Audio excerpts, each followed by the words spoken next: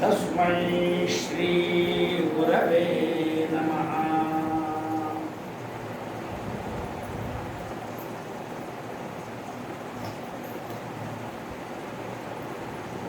देवर्षी नारद आणि रामचंद्र यांच्यामध्ये जो संवाद झाला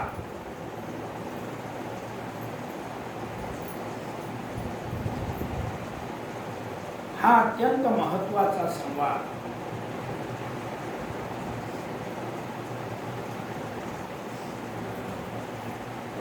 आपण ऐकला.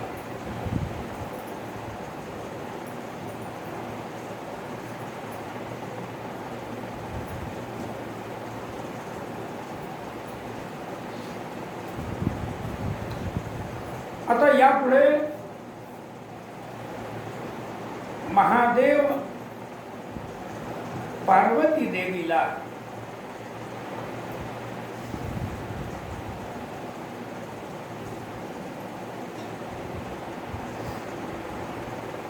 पुढचा कथाभाग सांगायला आरंभ करतात.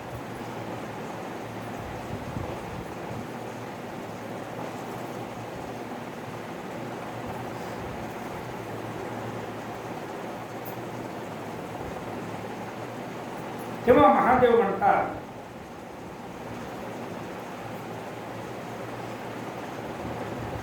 राजा दशरथाच्या मनामध्ये रामावरती राज्याभिषेक करावा अशी इच्छा उत्पन्न झाली.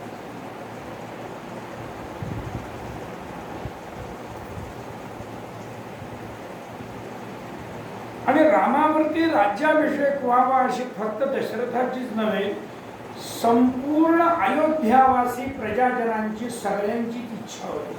कारण राजा होण्यास योग्य राम आहे आणि त्यासाठी अपेक्षित असणारे सगळे गुण जे आहेत ते रामाच्या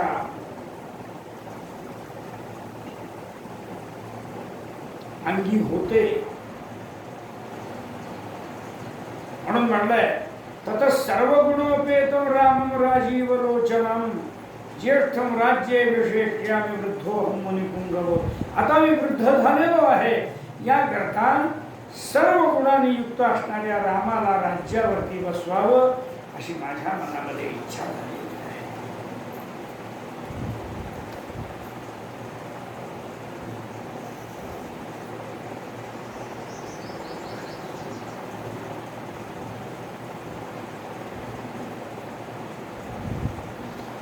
भरत मामाच्या घरी गेलेला आहे.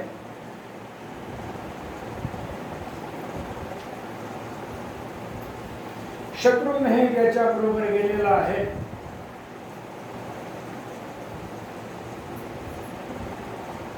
तरी सुद्धा उद्याच मी राज्याभिषेक करतो. वसिष्ठ ऋषींच्या कडून अनुमोदन घेतलेलं आहे.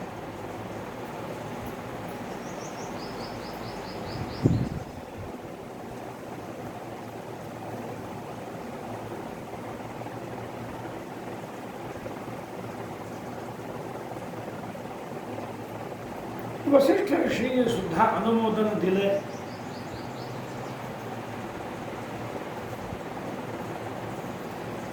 मग सुमंत्राला बोलवण्यात आलंय. सुमंत्राला सांगितलं अशा अशा प्रकारे उद्या राज्याभिषेक होणार आहे. त्याकरता रात्रीमध्ये सगळी व्यवस्था व्हावी.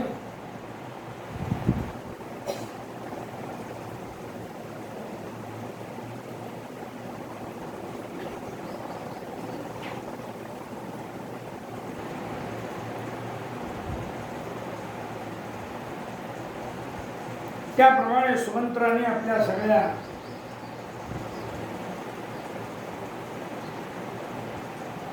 कार्यकर्त्यांना बोलवून भराभर रात्रीत राज्याभिषेकाची व्यवस्था सुरू केली.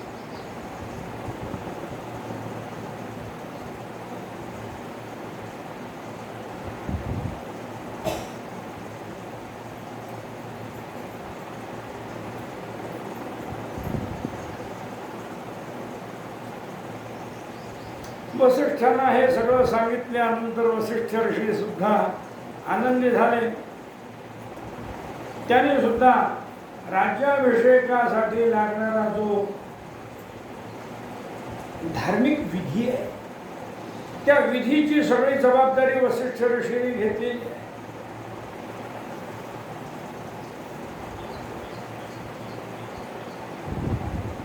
आणि कुठे कुठे कोणी बसायचे, कोणते कोणते कार्यक्रम व्हायचे आणि कशा पद्धतीने राज्याभिषेकाचा सगळा सोहळा त्या ठिकाणी संपन्न करायचा, या सगळ्या गोष्टी त्या ठिकाणी ठरलेल्या आहेत. हत्ती कोणत्या बाजूला उभे करायचे, घोडे कोणत्या बाजूला उभे करायचे,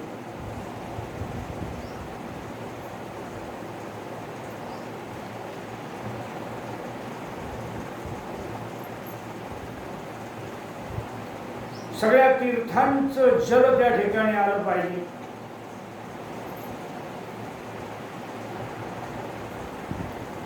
आणि ते सोन्याच्या कुंभातनं आलं पाहिजे.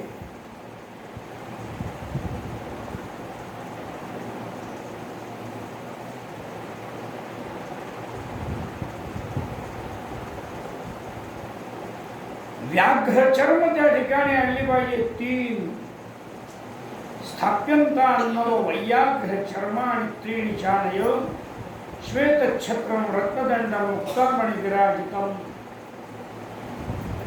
3 वाघाची कातडी आणली पाहिजे. पांढरं छत्र रामावरती धारण करण्याकरता आलं पाहिजे. त्याची जी काठी आहे, दंड जो आहे हा रत्नांचा असला पाहिजे. मोती वगैरे त्याला लावलेले असले पाहिजे.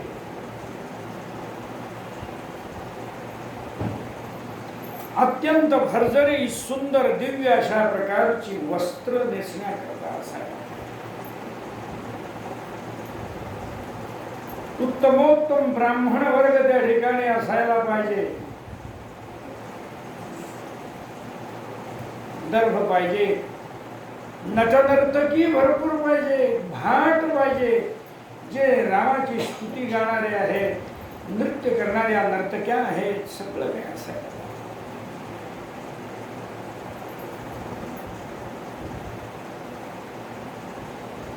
कुठलाही बाहेरचा परकीय आक्रमण होऊ नये याकरता सैन्य कसं सज्ज बाहेर अयोध्येच्या उभा असायला.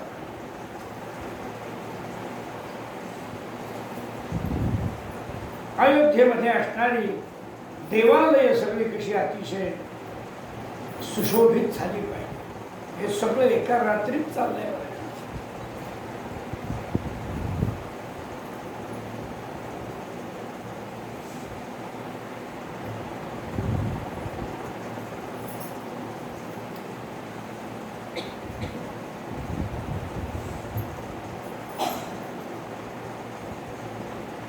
अशा प्रकारे आदेश देऊन सुमंत्राला,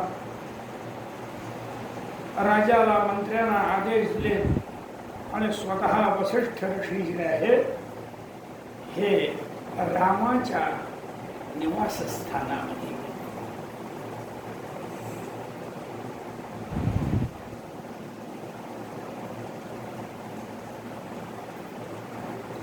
रथामध्ये बसून रामाच्या निवासस्थानामध्ये गेल्यानंतर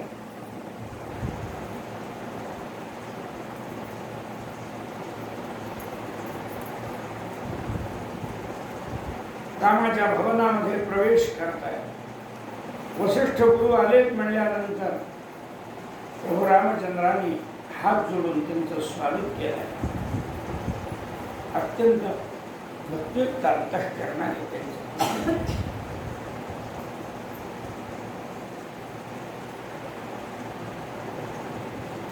सोन्याच्या पात्रामध्ये पाणी आणलेलं आहे. रत्नाच्या आसनावरती बसवलेलं आहे आणि त्यांचे पाय वगैरे धुवून आपल्या मस्तकावरती पाणी. हे जे राजे लोकांचं पूर्वीचं जे चरित्र होतं ना, हे फार आपल्या भारतीय संस्कृतीचं रक्षण करणार.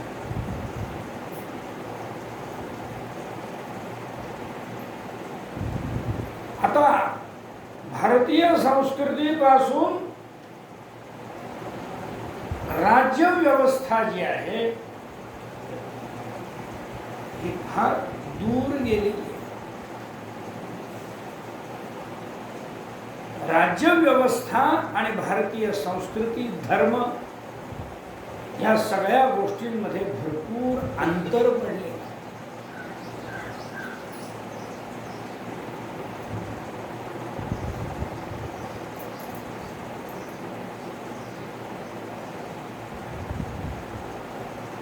रत्नांच्या आसनावरती त्यांना बसवलंय आणि त्यांच्या पायांना धुतलेलं जे तीर्थ आहे ते रामाने आपल्या मस्तकावर टाकलं.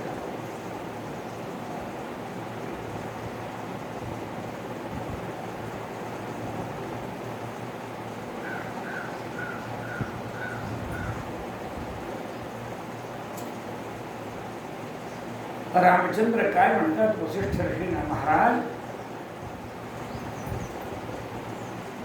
आपण आलात, आम्हाला आपलं स्वागत करायला मिळालं आणि आपल्या पायाचं तीर्थ आमच्या अंगावरती पडलं.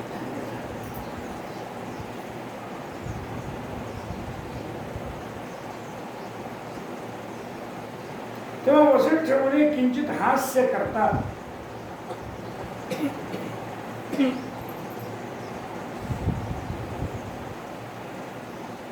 आणि काय बोलतात, रामा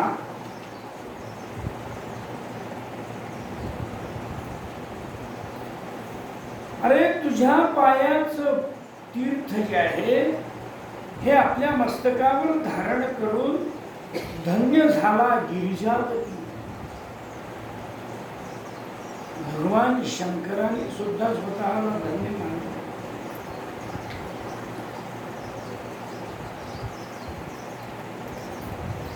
माझे पिता ब्रह्मदेव सुद्धा तुमच्या पायाचं तीर्थ घेऊन धन्य झाले.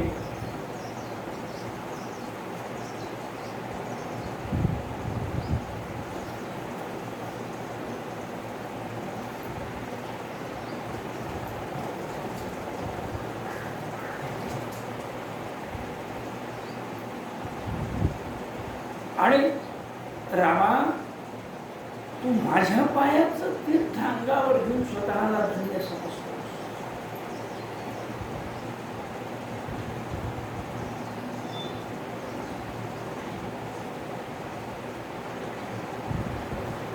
अरे तुझ्यासारख्याने आमच्या पायाचं तीर्थ अंगावर टाकून घेणं म्हणजे काय?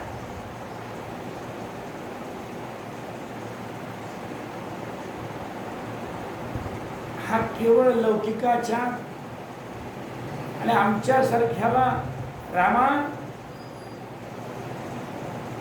अक्षरशः लाज वाटते. कारण तू कोण आहेस, तुझी पात्रता काय आहे हे सगळं मला माहिती आहे.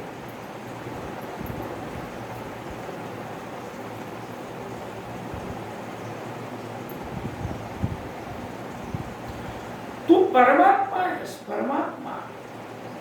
यातून एक लक्षात घ्यायचंय, म्हणजे मी तरी लक्षात घेतोय, तुम्हाला लक्षात घेण्याची बुद्धी होती की नाही तुम्ही पहा.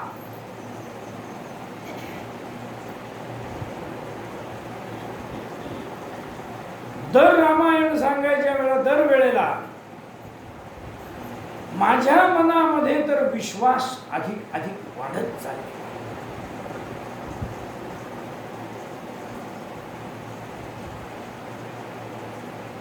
काय विश्वास वाढतोय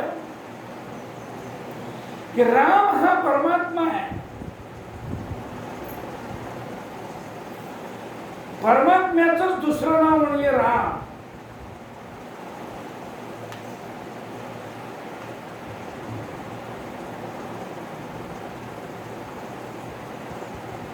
सामान्य मानव नाहीच आहे.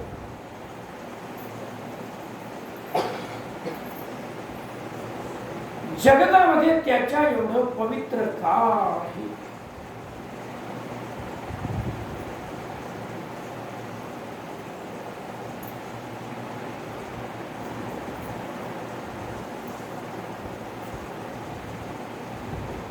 त्याने आपल्या चरित्राचा एवढा ठसा उमटवलेला आहे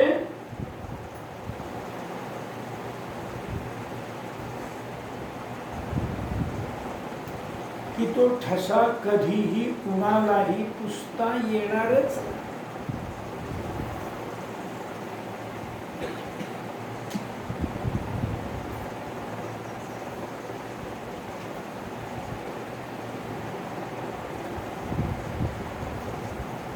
म्हणून केवळ म्हणतात राम या शब्दाचा उच्चार जर आपल्या मुखातून होत राहिला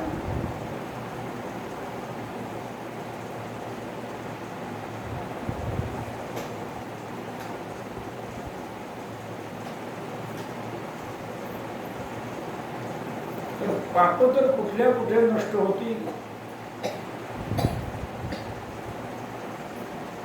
आणि ज्याला आपण सर्वोच्च अवस्था म्हणतो ही मोक्षावस्था, ही मोक्षावस्था सुद्धा अशी आपल्या ताब्यात येईल, हातामध्ये.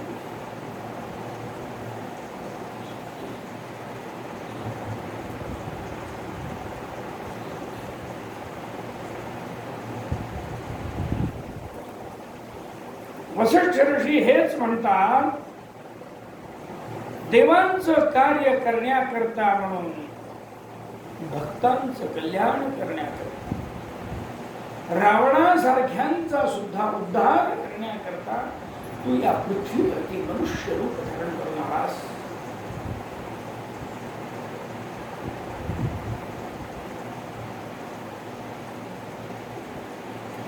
हे गूढ मला माहित नाहीये, हे सगळं मला माहिती आहे, परंतु या गूढ गोष्टींचं उद्घाटन मी करत नाही.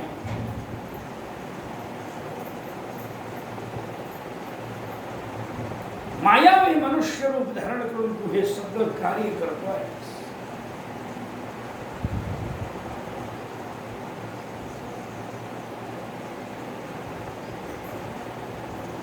तेव्हा तुझ्या मायावी कार्याच्या रचनेमध्ये मला तू गुरुस्थान दिलेलं आहे आणि स्वतः माझा शिष्य बनलेला आहे.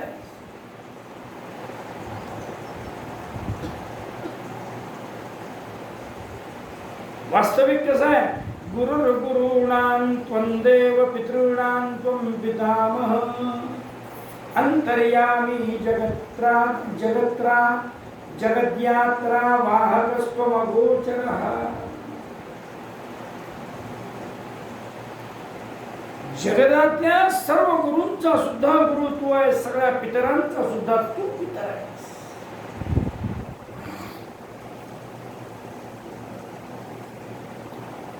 यच्च यावत जगतामधले जे प्राणी मात्र आहेत त्या प्राणी मात्रांच्या आणि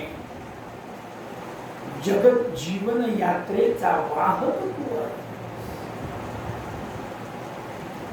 वास्तविक अगोचर आहे.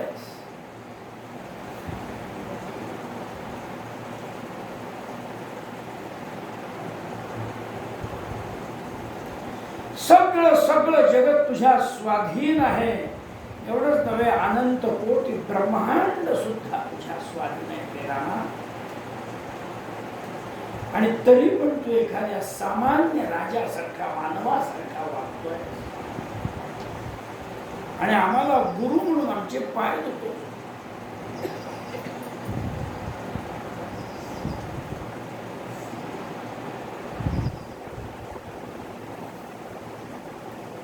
ही सीता जी आहे ना, ही तुझी योगमाया आहे, ही तुझी माया आहे.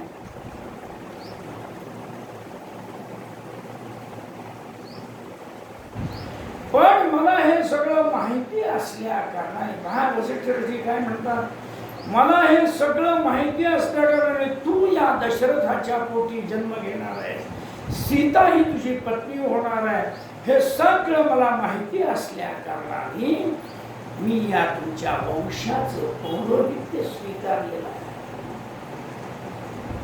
नाहीतर पौरोहित्य करणं म्हणजे निंद्य कर्म आहे, निंद्य कर्म. पौरोहित्य महंजाने विगर्ह्यं दूष्य जीवनाम.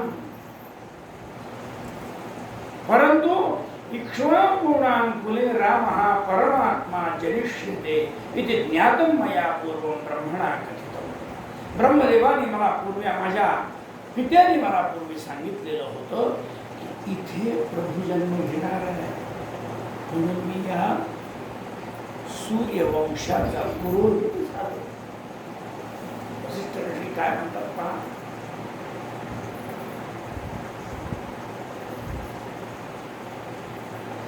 अशा राजाचा मी पुरोहित होणार आहे हे मला समजल्यामुळे मी स्वतःला फार मोठा भाग्यवान समजलो. रामा तुझं मला प्रत्यक्ष दर्शन होतंय पदोपदी. ज्या क्षणी मी इच्छा करेन त्या क्षणी तू माझ्या समोर येतोय.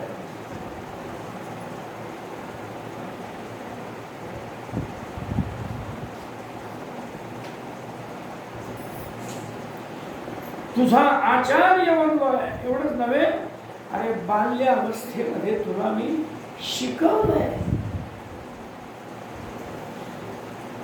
माझ्या आश्रमामध्ये तू राहून शिकलास रे रामा.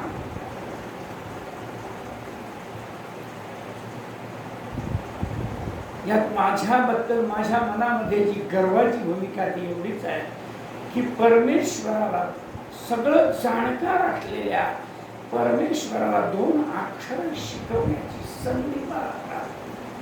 हे माझं मी परवा फार प्रसन्न असतो.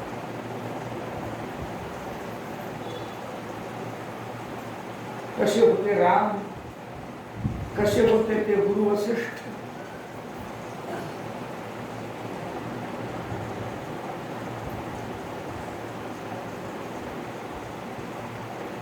ततो मनोरथो नित्य फलितो रघुनंदन त्वदधीना महामाया सर्वलोकैकवर्ती मान यथा मोहयन्नैव तथा गुरुरभूत्व गुरुनिष्कृतिमाकामस्त्वं यदि देहि एतदेव मे. बरोबर. तुझा पुरोहित, तुझा गुरु, तुझा सल्लागार होऊन मी भाग्यवान झालो, धन्य झालो, कृतकृत्य झालो. आता माझं तुझ्यापाशी एकच मागणं आहे की तुझ्या मायेने मला कसल्याही प्रकारचा मोह पडू नये आणि तुझ्या चरणाविषयीची माझ्या हृदयातली श्रद्धा तिला मात्र सुद्धा कमी होईल. ती वृद्धी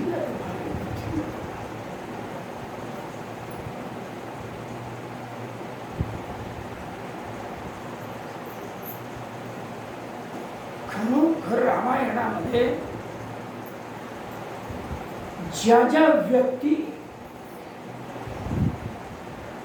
आहेत त्या त्या व्यक्तींचे असणारे परस्परांचे संबंध, त्या त्या व्यक्तींच्या मुखामध्ये असणारे जे संवाद, त्या त्या व्यक्तींचे परस्परांशी असणारे जे काही आचरण, सगळंच कसं शिकण्यासारखं आहे, आदर्श.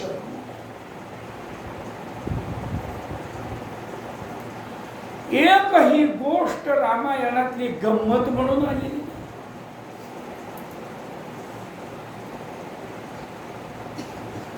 ते राम काय, ते वसिष्ठ काय, ते सीता काय, ते लक्ष्मण काय, तो भरत काय, तो शत्रुघ्न काय, ती कौसल्या काय, ती कैकेयी काय, तो ती सुमित्रा काय, महाराज दशरथ काय, सुमंत्र काय, गुह काय, वानर काय, प्रत्येक पात्राचं जीवन कसं आहे आपल्याला शिकवून देणार आहे.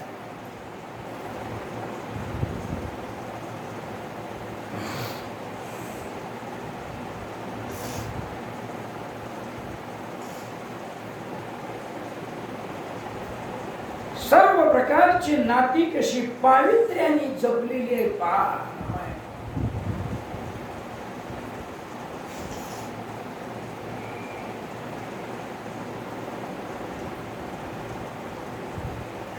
जो तो कसा आपल्या आपल्या ठिकाणी धर्माप्रमाणे वागतो.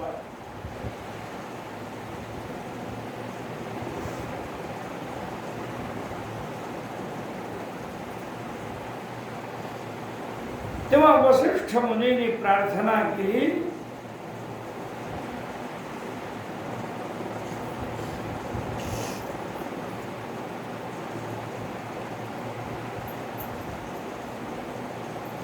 गुरु निष्कृतिकामस्त्वं यदि देह्येत देव मे।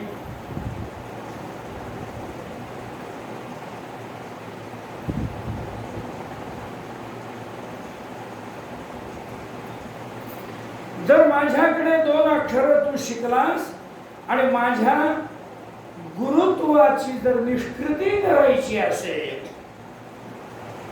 म्हणजे मला काही जर गुरुदक्षिणा द्यायची असेल तर एवढंच दे की तुझ्या मायेने मला मोहित कर।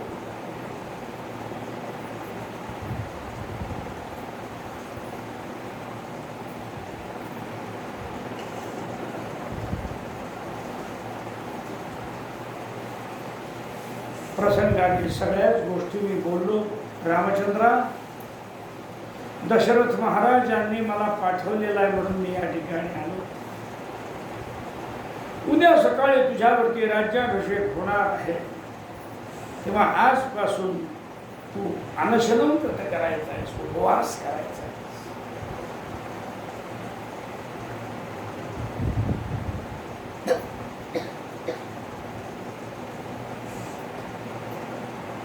भूमीवरती शयन करायचं आहे, ब्रह्मचर्य पालन करायचं आहे। रामा, मी आता राजाच्या जवळ जातोय, सकाळच्या वेळेला तू आणि राजसभा मंडपात येशील।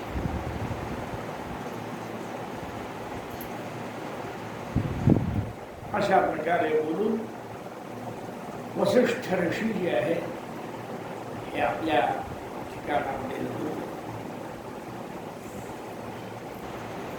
तिथे शेजारी लक्ष्मणही उभा होता। लक्ष्मणाला राम म्हणतोय, लक्ष्मणा,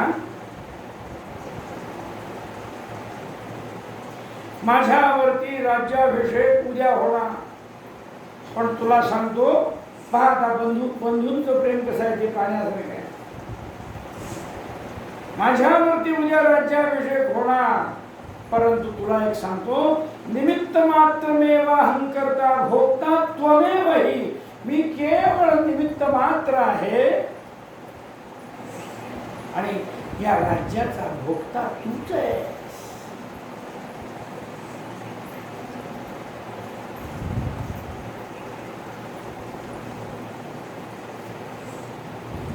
अरे लक्ष्मणा, तू म्हणजे माझं तुझं नातं कसं आहे माहिती का? ममत्वं हि बहिःप्राणो नात्र कार्या विचारणा, ततो वसिष्ठेन यथा भाषितं तथा करो। विचार सुद्धा करू नकोस।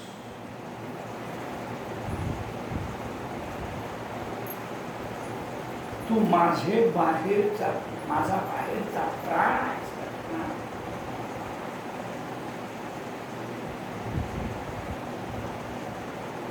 किती रामाचा लक्ष्मणाविषयी विश्वास आहे, किती प्रेम आहे ते पहा।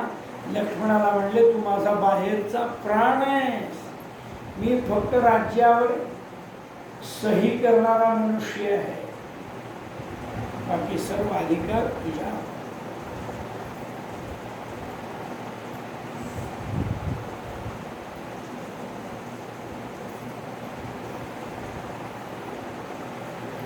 गुरुदेवाने जसं सांगितलं त्याप्रमाणे करत उपवास केलेला आहे, ब्रह्मचर्य पालन केलेलं आहे। वसिष्ठ ऋषी पुन्हा राजा दशरथांच्याकडे गेले।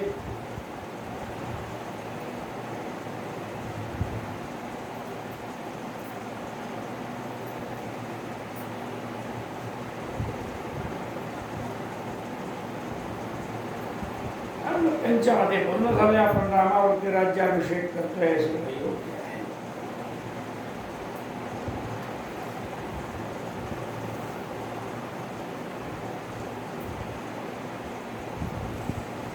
त्यावेळेला ही गोष्ट एका पुरुषाने ऐकली आणि कौसल्या, सुमित्रा, कैकेयी यांना सुद्धा कळलं।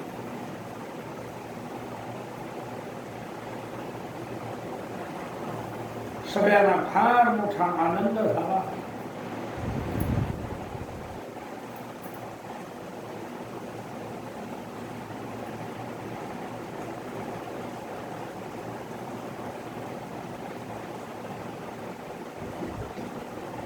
त्यावेळेला काय बोलतायत,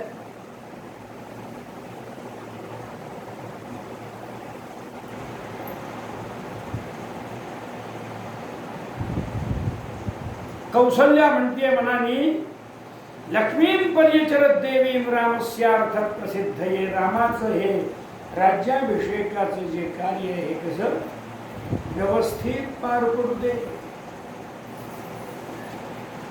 म्हणून लक्ष्मीची प्रार्थना केली, पूजा केली. कारण म्हणाली कौशल्य काय बोलता बोलता बोलते, लक्षात घ्या की दशरथ महाराज जे बोलतील ते करतीलच.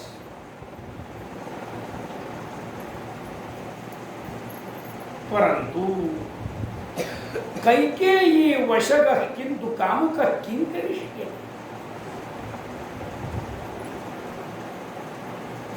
इथे व्याकुल चित्ता सा दुर्गां देवी मपूजे. दुर्गा देवीची पूजा करते आणि म्हणते महाराज दशरथ एवढे श्रेष्ठ आहेत, परंतु कैकेयीच्या ताब्यामध्ये गेले, काय होईल सांगता येत नाही.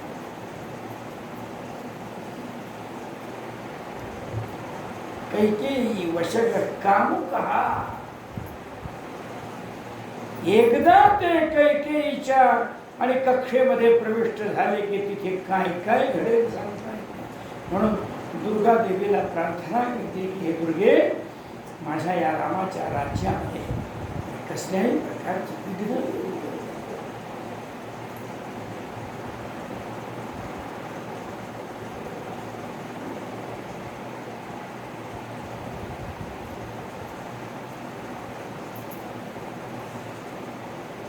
इतक्यामध्ये प्रभू रामचंद्रांच्या आज्ञेनुसार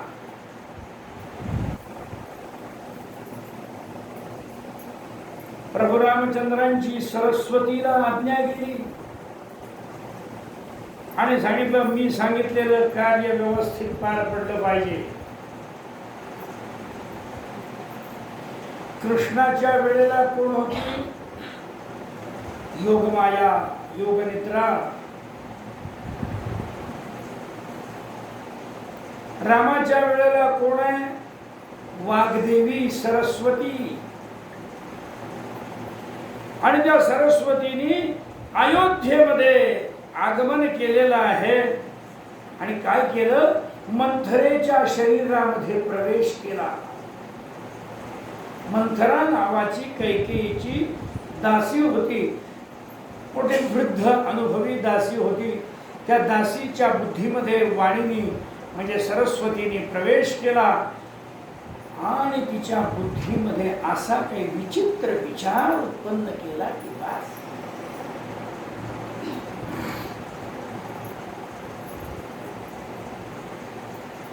आणि सांगितलं तिच्या बुद्धीमध्ये एकदा विलक्षण विचार निर्माण कर आणि नंतर पुन्हा माझ्याकडे ये.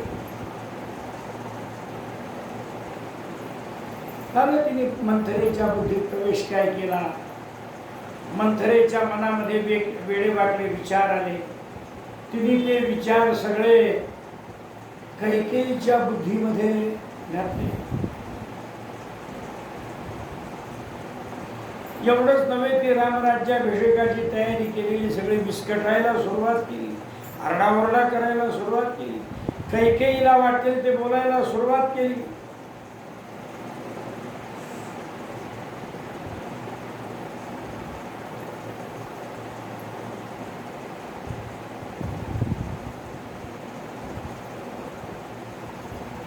रामाच्या राज्याभिषेकासाठी तयारी चाललेली सगळी तिने बघितली.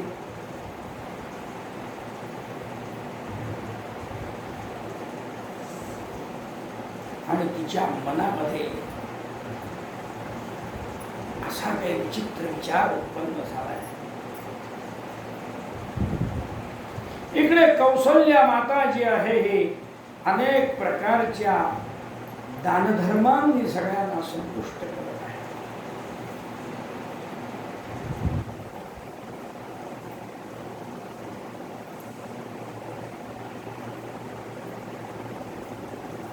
ताड ताड ताड वाकडी वाकडी वाकडी वाकडी चालत चालत चालत ती मंथरा कैकेयीच्या कक्षेमध्ये प्रवेश करते आणि काय बोलतेय? पर्यंकस्थाम विशालाक्षीम एकांते पर्यवस्थिताम किम शेषे दुर्भगे मूढे महद्भय उपस्थितम. अगं मूर्खे, एवढी राजाची पट्टराणी झालीस,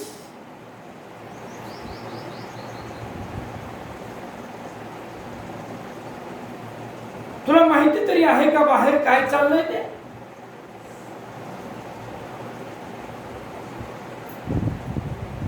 किती भयंकर गोष्टी बाहेर चाललेल्या आहेत.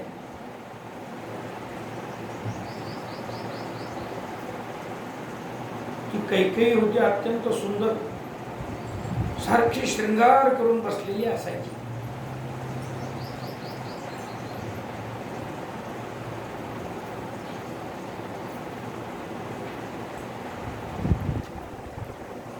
मंथरा म्हणते, तू नुसत्या आपल्या सौंदर्याच्या आणि मायेने मोहित झालेली सारखी सुंदर सुंदर वस्त्र काय परिधान करतीये, काय दागिने काय अंगावर घालतीये आणि अगदी मोठी आपल्या सौंदर्याच्या तोऱ्यामध्ये बसलेली आहे. काही कळते का तुम्हाला?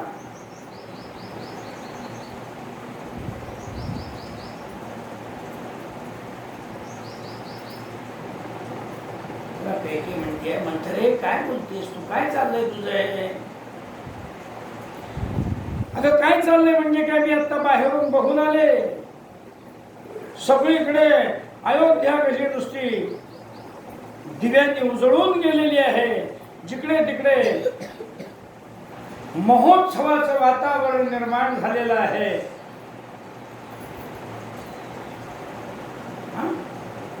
का बरं? अरे उद्या सकाळी रामावरती राज्याभिषेक होणार आहे.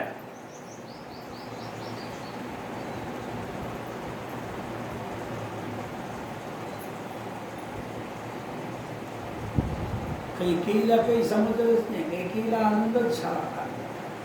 ती उठून बसली आणि म्हणते, असं आपल्या गळ्यातल्या रत्नांचे हार काढले आणि त्या मंथरेला देऊन टाकले. वा मंथरे, चांगली गोष्ट सांगितलीस, किती छान बोललीस. आणि हेच व्हायला पाहिजे, हेच व्हायला पाहिजे.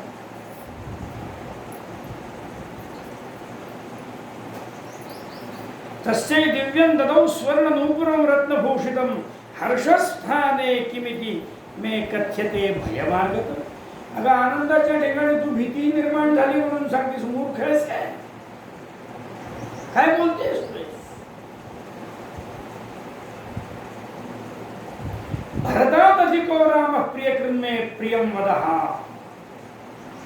माझा राम जो आहे ना, हा मला भरतापेक्षा जास्ती अत्यंत प्रिय आहे.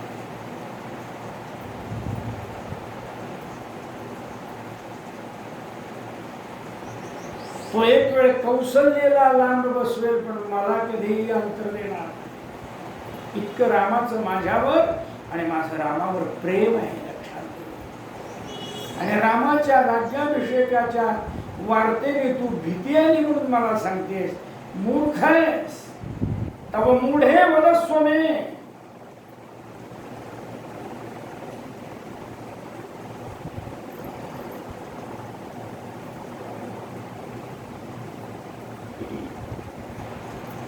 अशा प्रकारचं तिचं संभाषण ऐकल्यानंतर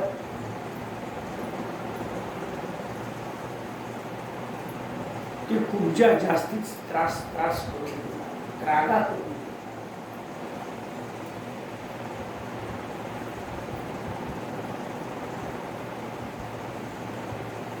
ती कुब्जा जवळ येते आणि सांगते, अगं गप्प बैस, फार मोठी आली रामाची प्रेमी.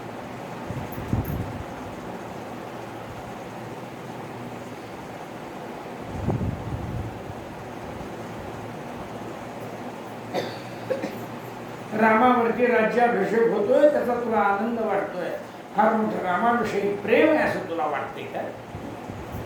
आणि अगदी तुम्हा सगळ्यांचं हित करण्याकरताच महाराजांनी या रामावरती राज्याभिषेक करायचं ठरवलंय असं वाटते का तुला?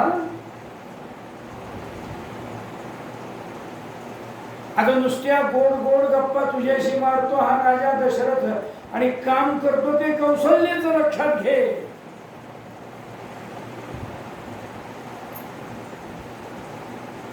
म्हणून तर त्या भरताला आणि शत्रुघ्नाला आपल्या मामाच्याकडे पाठवून दिलंय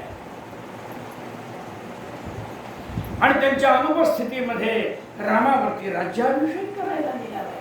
तुला कळत नाही एवढं? नुसत्या दशरथाच्या गोड गोड वाक्याने मोहून गेलेली तू अशी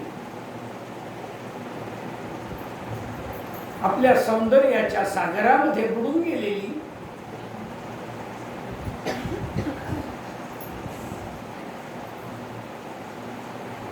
निर्बुद्ध आहेस, निर्बुद्ध.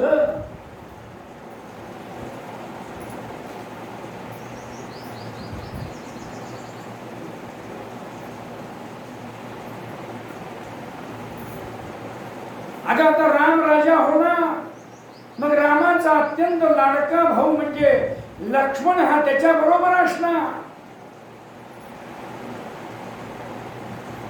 आणि भरत आणि शत्रुघ्न त्याच्यापासून लांब असणार. रामाची आई कौशल्याची आई कौशल्याला सगळेजण राजमाता म्हणून मानणार. आणि एवढंच नव्हे, तुला दासी मानणार.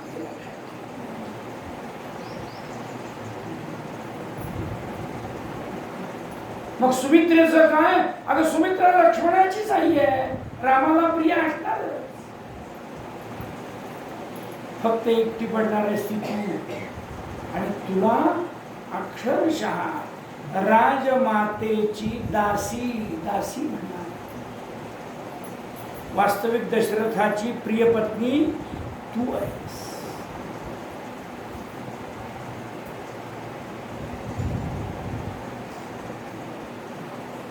आणि भरत कसा तुझा पुत्र हा रामाचा किंकर. रामाने फक्त उठ म्हणलं की उठायचं, बस म्हणलं की बसायचं. भरताला काही किंमत असणार नाही संपूर्ण राज्यात.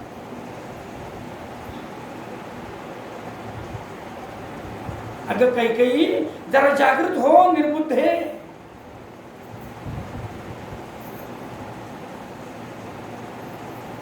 माणसाला स्वतःचा स्वार्थ तरी कळायला पाहिजे. हे काड्या घालणारी माणसं कशी बोलतात?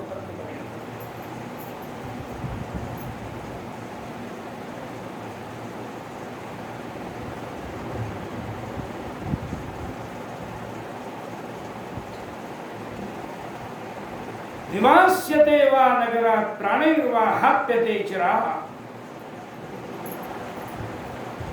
या भरताला राज्यातून हकलून दिलं नाही म्हणजे विशेष समाज.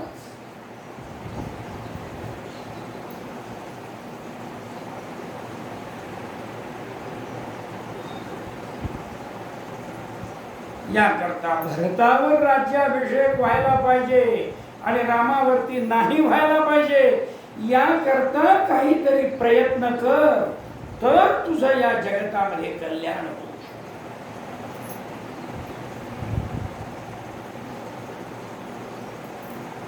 भरतावर राज्याभिषेक आणि रामाला 14 वर्ष वनवास.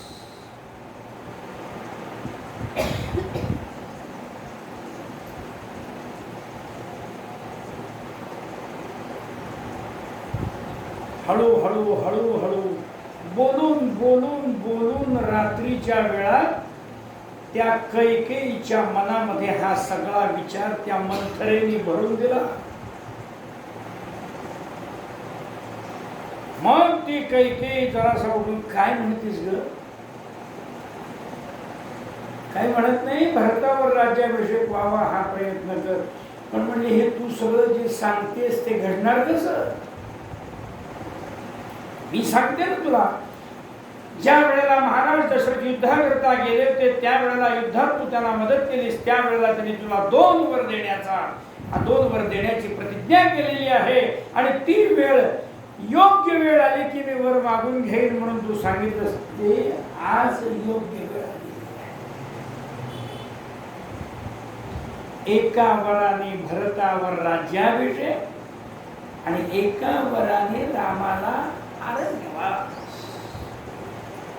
हे मागून त्यांनी शब्द दिलेला आहे. हे रघुवंशी लोक शब्दाला पक्के असतात,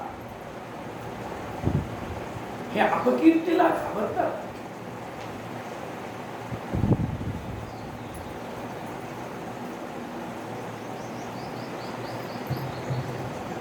ह्याकरता सगळी आठवण करून दिली तिला.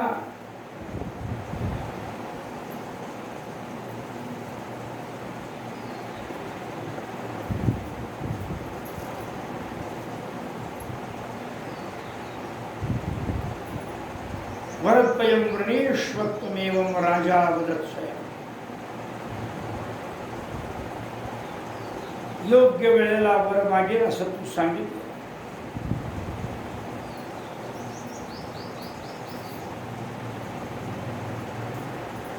आता काय करायचं? आता म्हणले काही नाही, अंगावरचे कापड, अंगावरचे दागिने वगैरे सगळे तोडून टाकायचे, फेकून द्यायचे, आपल्या क्रोधागारामध्ये जाऊन पडायचे, मलिन वस्त्र परिधान करायचे. महाराज येतील. महाराज आल्यानंतर महाराजांनी वचन दिल्याशिवाय डोळा उघडायचा.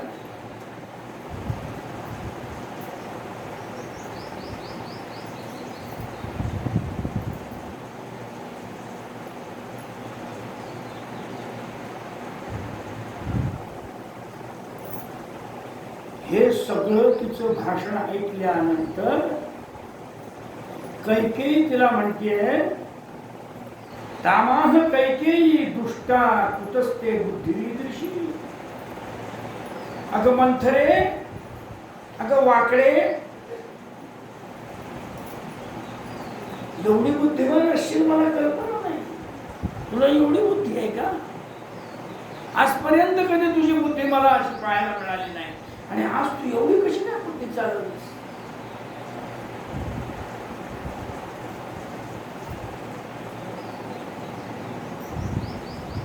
आणि मग म्हणते, जर माझा भरत राजा झाला तर तुला शेकडो गावं देईन मी.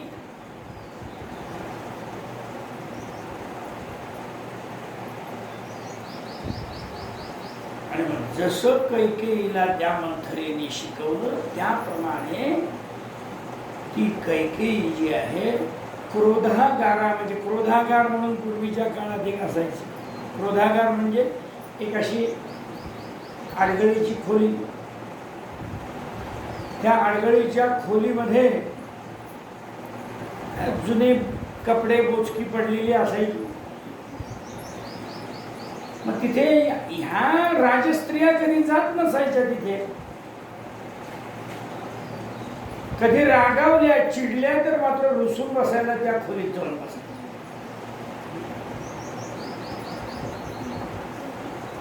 त्यावेळेला ही कैकेयी तिथे गेली आणि बसली रुसून.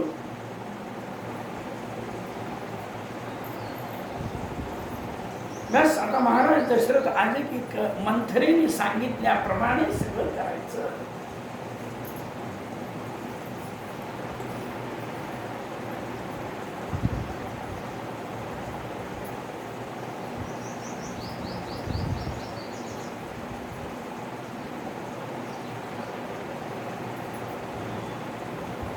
त्या वेळेला भगवान शंकर पार्वतीला सांगतात, पार्वती, हे रामाच्या चरित्रातलं विशेष अशा प्रकारचं कथानक आहे.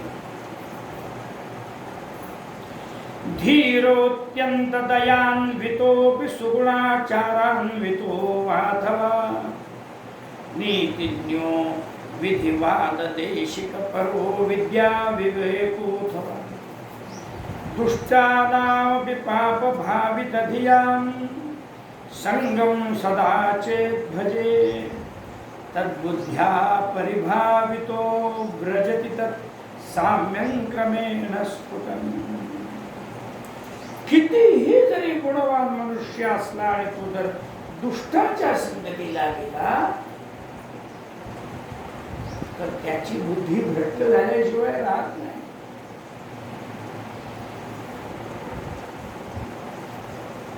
म्हणून एक श्लोक आपल्याला माहिती आहे ना पहिल्यापासून, गणपती म्हणे वरेण्या दुष्टाच्या संगती न लागावे, ज्याला मोक्ष पदाची इच्छा त्याने सदा मला गावे. गणपती म्हणे वरेण्या, वरेण्य नावाचे एक होते. त्या वरेण्याना गणपती काय सांगतोय, दुष्टाच्या संगती न लागावे, ज्याला मोक्ष पदाची इच्छा त्याने सदा मला गावे. माझं काय तेच इथे सांगितलेलं आहे. दुष्टाच्या संगतीला जर मनुष्य लागला तर त्याच्याही मनामध्ये दुष्टपणा उत्पन्न होतो. आता संगम परित्याज्यो दुष्टानां सर्वदैवहि दुस्संगी च्यवते स्वार्थात यथेयम राजकन्यका. ही जी राजकन्यका कैकेयी जी आहे ही त्या मंथरा दुष्ट असणाऱ्या त्या मंथरेच्या नादाला लागली आणि तिची चांगली रामाविषयी असलेली जी सद्भक्ती होती ती नष्ट झाली आणि रामाचा अन्यथा विचार.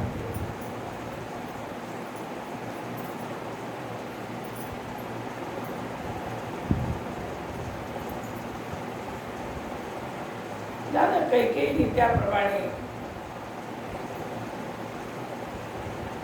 कार्य केलं. मध्यरात्रीच्या नंतर महाराज दशरथ आपल्या प्रिय पत्नीच्या कक्षेमध्ये येतात. तो पत्नी दिसत नाही म्हणून तिला जरा इकडे तिकडे शोधतात.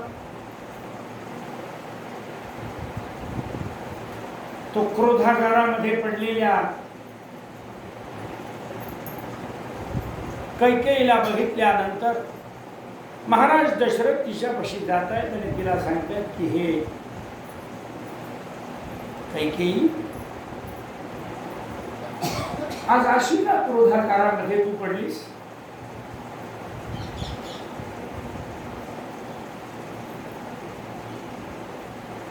अगं तुझी अशी अवस्था का झाली मला सांगशील तरी. पुष्कळ वेळ त्याची तिची विनवणी करण्याचा प्रयत्न करतायत पण ती काही ऐकायला तयार नाही.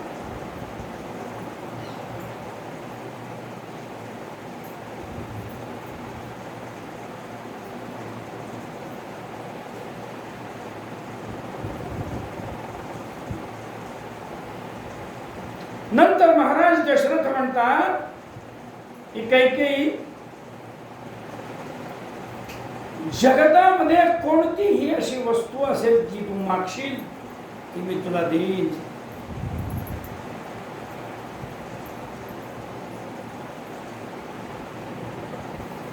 तू मागितलीस आणि मी देऊ शकत नाही अशी एक सुद्धा वस्तू असू शकत नाही. मी रघुवंशी राजा आहे, लक्षात घे.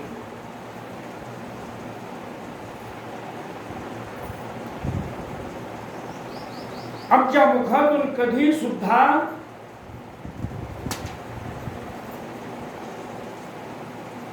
शब्द खोटा होत नाही. प्रतिज्ञा करून सांगतो मी कधी शब्द खोटा करून देणार नाही.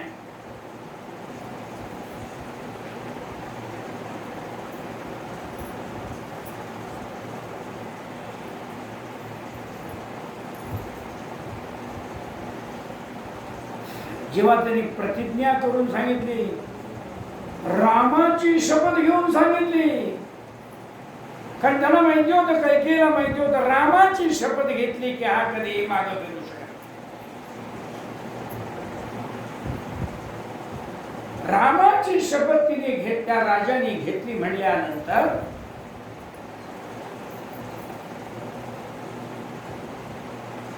मात्र कैकेयीने हळूहळू केस बिस्कटले होते, दागिने तोडून फेकून दिलेले होते. हे सगळं रूप धारण केलं. डोळे कसे लाल भडक झालेले होते. म्हणजे ही सुंदर स्त्री असणारी कैकेयी काय भयानक रूप धारण केलं होतं तिने त्या ठिकाणी. हळू हळू हळू मान वर केली. महाराज दशरथ तिची विनवणी करताय आणि ती कैकेयी म्हणते एवढे रघुवंशी राजे झाला तर रामाची शपथ घेऊन सांगता तर मी मागते ते आता मला द्यायला पाहिजे आत्ताच्या आत्ता.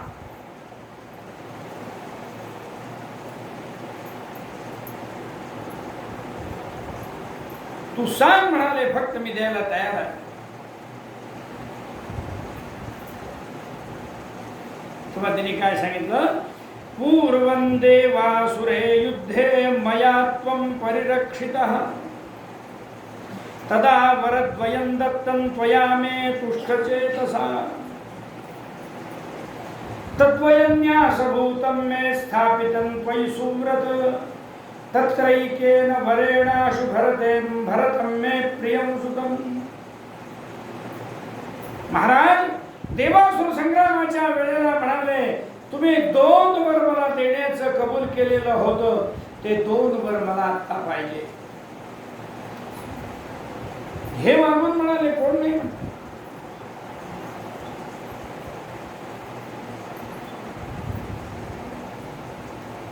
तर मला एका वराने या जमा केलेला जो संभार या संभारानिशी माझ्या भरतावर राज्याभिषेक झाला पाहिजे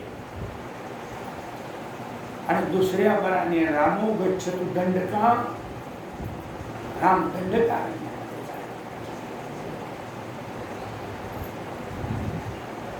आता तुम्हाला मागे फिरता येणार.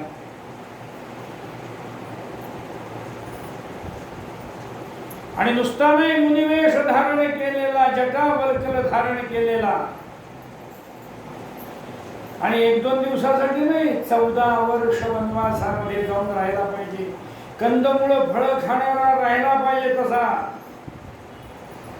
मग त्यानंतर तो पुन्हा येवो नाहीतर न येवो नाहीतर मरो तिकडे मला त्याच्याशी काही कर्तव्य नाही. पुनरायातु तस्यांते वने वा तिष्ठतु स्वयं प्रभाते गच्छतु वनं रामो राजीव लोचनः. अक्षरशः रामाच्या बाबतीमध्ये अशा प्रकारचे उद्गार त्या कैकेयीच्या मुखातून बाहेर पडल्यानंतर हृदयात त्या राजा दशरथाच्या हृदयाचे तुकडे तुकडे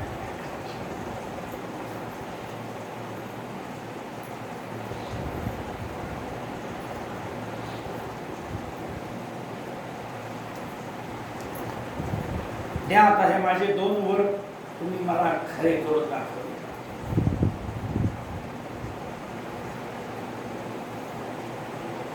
हे ऐकल्याबरोबर अक्षरशः महाराज दशरथ जे आहे ते कोसळून पडले खाली.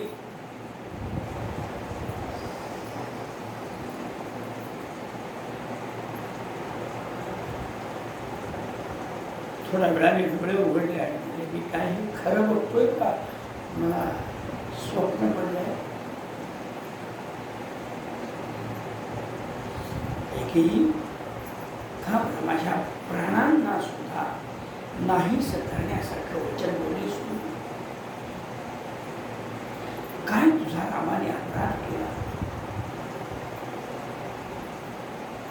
म्हणून तू रामाविषयी एवढी निष्ठुर झालीस.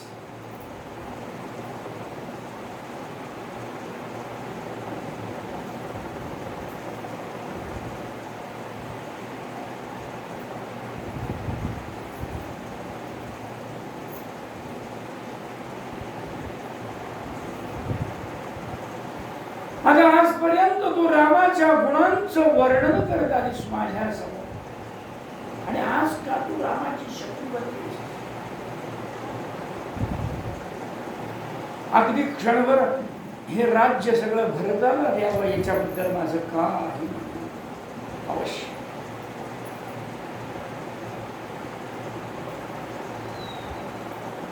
रामाला 14 वर्ष वनवासात पाठवण्याचं काय केलं नाही.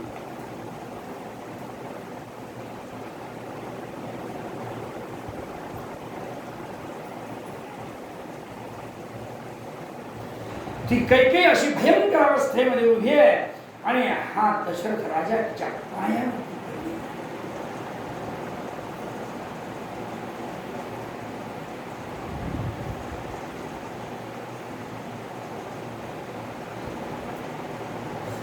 काय म्हणते राजा, महाराज रघुवंशाची रीत आहे, प्राण जाय पर वचन न जाय.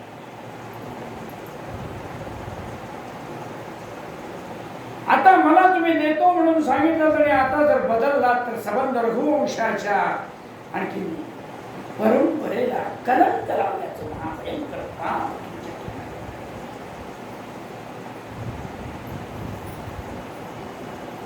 नरकामध्ये जायची वेळ येईल राजा.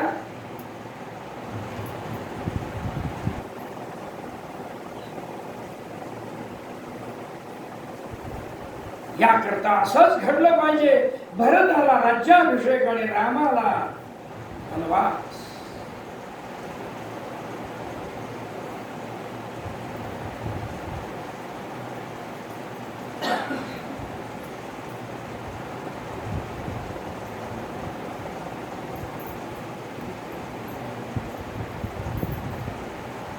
झाला सगळा तयार, ते बदल होत नाही.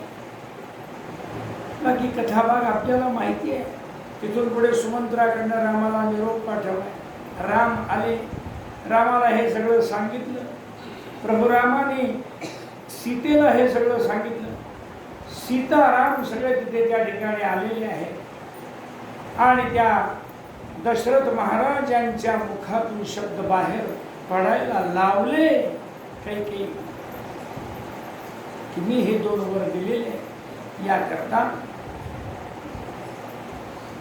तुला याचं पालन करणं अत्यंत आवश्यक आहे. त्याबरोबर रामाने वल्कल परिधान केली. काय सीतेला सुद्धा वल्कल देत असताना वसिष्ठ ऋषींच्या डोळ्यातून खळखळ पाणी येते.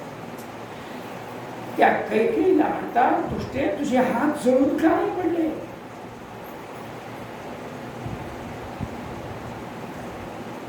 पण सीतेला सुद्धा वल्कल दिसायला आवडले.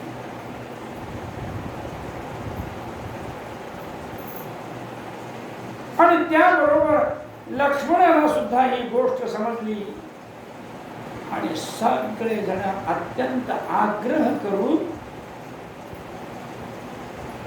वनवासामध्ये जाण्याकरता सिद्ध झाले.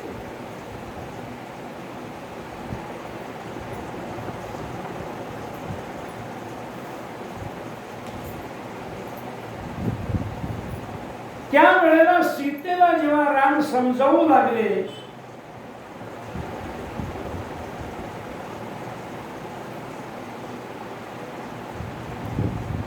की मी वनवासामध्ये जाऊन येतो, तू 14 वर्ष इथे राहा. 14 वर्षामध्ये वनवास पूर्ण मी येतो. त्यावेळेला सीतेने सांगितलं, राम वनवासात गेलेत आणि सीता त्याच्या पाठीमागून वनवासात गेली नाही असं आजपर्यंत त्याच्या कुठल्या तरी रामायणात घडले का?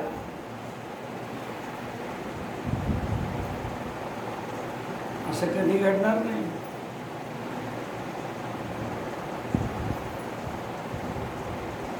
राम तिथं जेथे राघव तेथे सीता.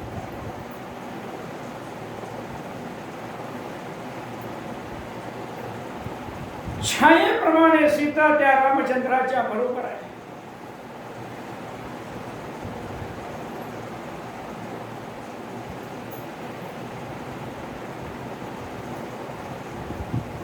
हे कदापि घडणं शक्य आहे.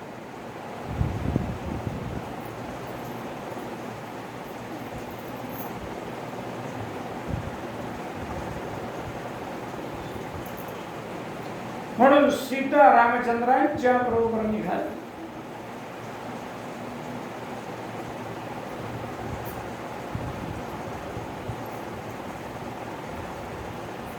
इकडे दुर्गेची पूजा करत बसलेली कौसल्या आहे. त्या कौसल्येला रामचंद्र भेटतायत. ती होती मोठ्या आनंदामध्ये मग्न की आता माझ्या पुत्रावरती राज्याभिषेक होणार. परंतु ही गोष्ट कळल्यानंतर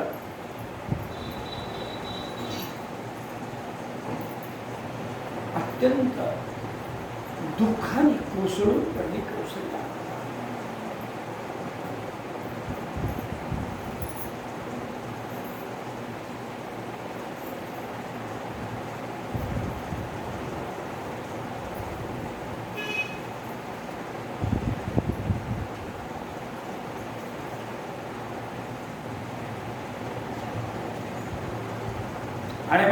सीतेनी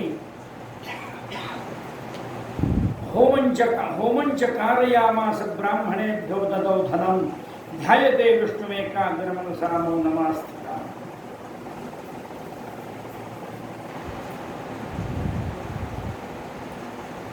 कौशल्याने होम केला, ब्राह्मणांना धन दिले, रामाच्या कार्यामध्ये सगळं व्यवस्थित हो, सगळं चाललंय. परंतु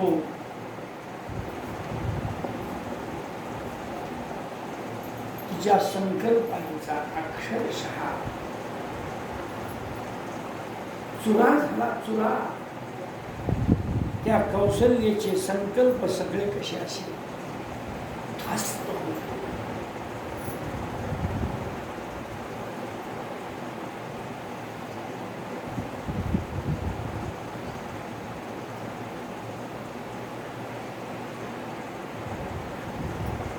रामाने समजावून सांगितले अत्यंत व्यवस्थित. मला सुद्धा घेऊन चल रे रामा. अरे तुझ्याशिवाय मी इथं कशी राहणार. यदि राम वरं सत्यं यासचे नयवामपि त्वद्विहीन क्षणार्धं वा जीवितं धारये कथं. तुझ्याशिवाय एक क्षण सुद्धा मी अयोध्येमध्ये कशी राहू रे रामा.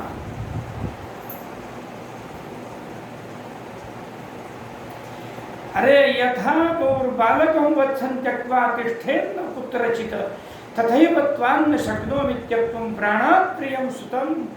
गाय जशी वासराशिवाय राहू शकत नाही, अशी मी तुझ्याशिवाय राहू शकत नाही.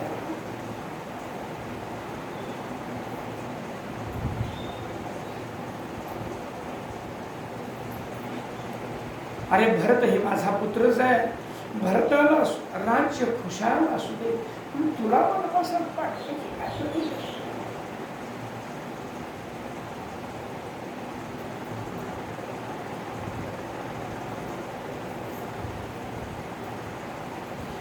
क्रोधाच्या आवेशामध्ये येते आणि सांगते, अरे तू जसा वडिलांचं वचन पालन करतोस तसा आईच्या वचनाला काय तू.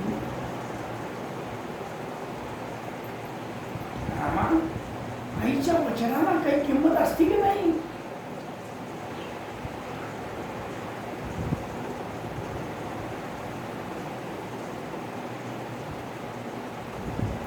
तुला वडिलांनी सांगितलं वनवासामध्ये जा, मी सांगते तुला की तू वनवासामध्ये जाऊ नकोस.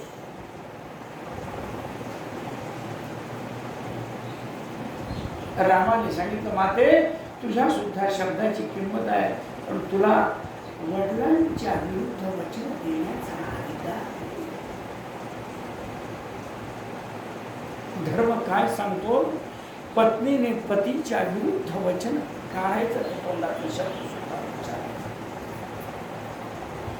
वडील काहीच म्हणले नसते तर तुझं वचन पाळणे मला अत्यंत आवश्यक होतं, परंतु तिकडून वडिलांचं वचन आलं असताना ते तुला समजल्यानंतर तू असं विरुद्ध वचन दे. असं वचन देण्याचा अधिकारच नाही.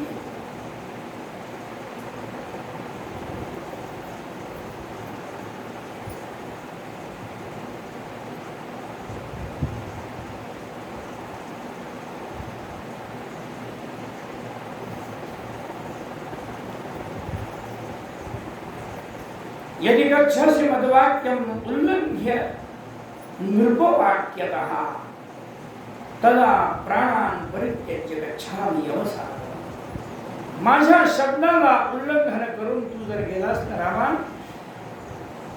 तर माझे प्राण गेलेच तुला पाहायला मिळतील. कौशल्या अत्यंत दुःख सागरात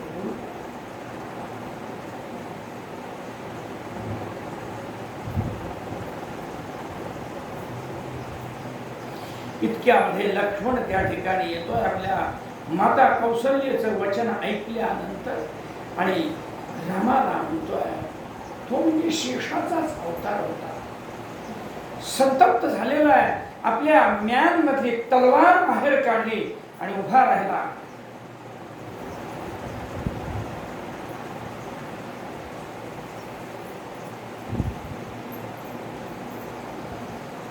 आत्ताच्या आत्ता जातो आणि त्या कैकेयीचा शिरच्छेद करून टाकतो. कुणाची ताकद आहे समोर आहे. माझ्या रामाला वनवासामध्ये पाठवण्याचं प्रयोजन काय?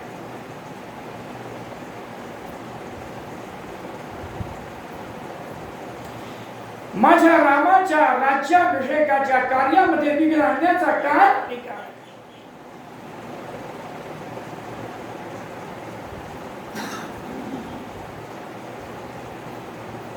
क्रोधाने लाल भडक झालेला आहे तो लक्ष्मण. हातामध्ये शस्त्रास्त्र घेतोय आणि आत्ताच्या आत्ता राजा दशरथावर आक्रमण करतो. काय समजलं तो राजा असता म्हणून काय?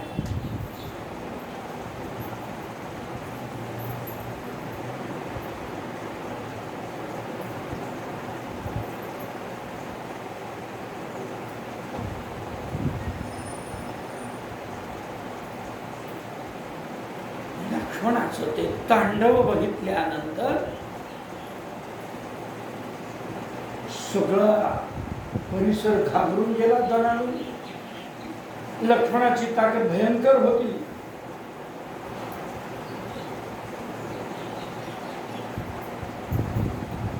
फक्त लक्ष्मणाला ओळखणारा आणि आवरणारा होता तो फक्त प्रभुराम.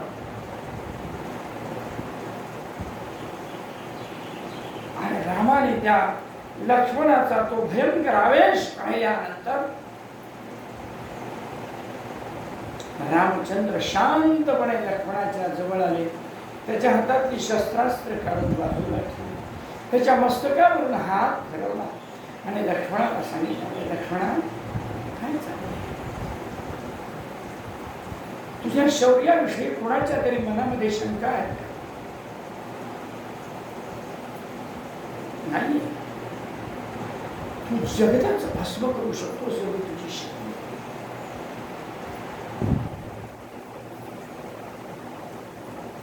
माझ्या हितासाठी तू स्वतःचा देह सुद्धा संकटामध्ये घालू शकतोस हे मला चांगलं माहिती आहे. परंतु आत्ताची वेळ म्हणजे तुझं शौर्य आणि पराक्रम दाखवण्याची वेळ नाहीये.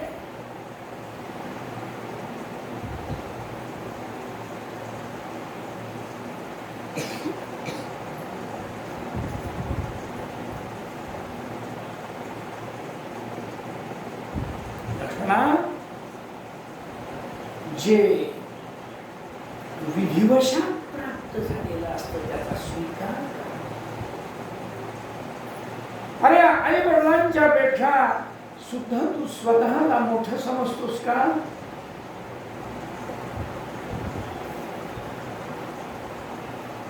वडिलांचा शब्द पालन करणे ह्याच्या एवढं मोठं पुण्याचं काम जगतामध्ये कोणतं?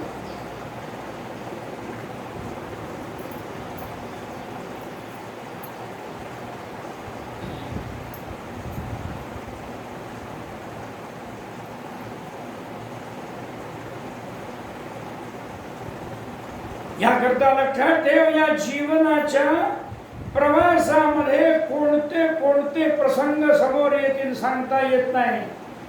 त्या प्रसंगाला सामोरं जायचं असतं. तुझा पराक्रम दाखवण्याची वेळ येईल त्यावेळेला आवश्यक आहे, पण आत्ता नको.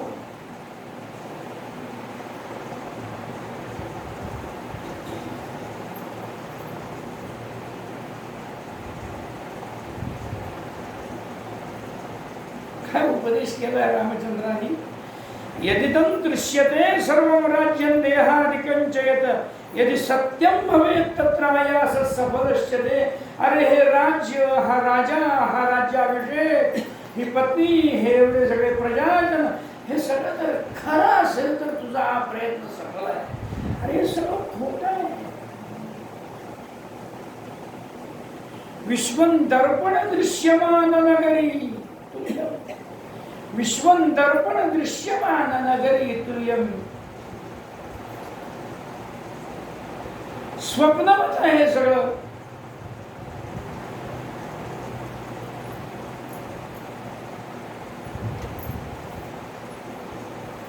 हे सगळे राज्यविलास भोग वगैरे सगळे जे आहेत हे ढगावरती चमकून गेलेल्या विजेच्या रेखेप्रमाणे असे येतात चटकन चमकून एवढंच याची किंमत.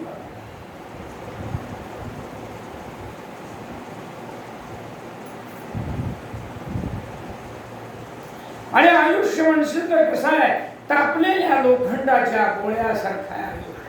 त्याच्यावरती थेंब पडला की तो थेंब कसा चटकन एका मिनिटामध्ये पाण्याचा थेंब निघून जातो. त्याप्रमाणे आयुष्य आपलं मनुष्याचं कसं अत्यंत. मनुष्य काय करतो, त्या आयुष्यामध्ये भोग भोगायच्या नादाला लागतो. पैसा मिळवायचा आहे, भोग भोगायचा आहे, घरं बांधायची आहे. आणि एवढं सगळं करून एक दिवस असा येतो की काळ त्याच्यावरती झडप घातल्याशिवाय सोडतच नाही. कितीही सुंदर घर असू देत आणि कितीही सोयीने युक्त असू देत, कशाही प्रकारचे व्यवस्था घरामध्ये असू देत, जो क्षण मनुष्याचा आयुष्य संपण्याचा असतो त्या क्षणी लोखंड, तापलेल्या लोखंडावर पाण्याचा थेंब टाकल्यानंतर तो पाण्याचा थेंब कसा चटकन एका मिनिटामध्ये नष्ट होतो, त्याप्रमाणे हा मनुष्याच्या आयुष्याचा क्षण नाही.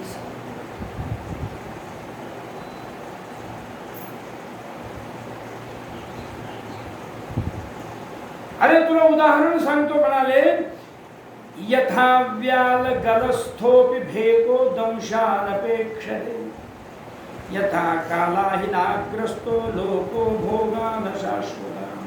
माणसाची स्थिती कशी आहे, एक मोठा तोरला साप असतो म्हणाले, त्या सापाला गिळण्याकरता तो साप एखाद्या बेडकाला गिळण्याकरता पुढे जातो आणि बेडकाला पाठीमागच्या बाजूने गिळतो बरं का.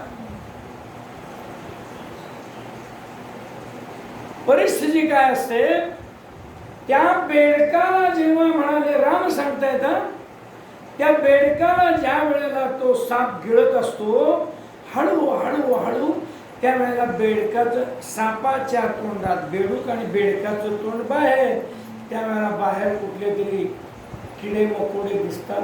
तो आतमध्ये मृत्यूच्या तोंडात सापडलेला बेडूक समोरच्या किड्यांना खायचा प्रयत्न.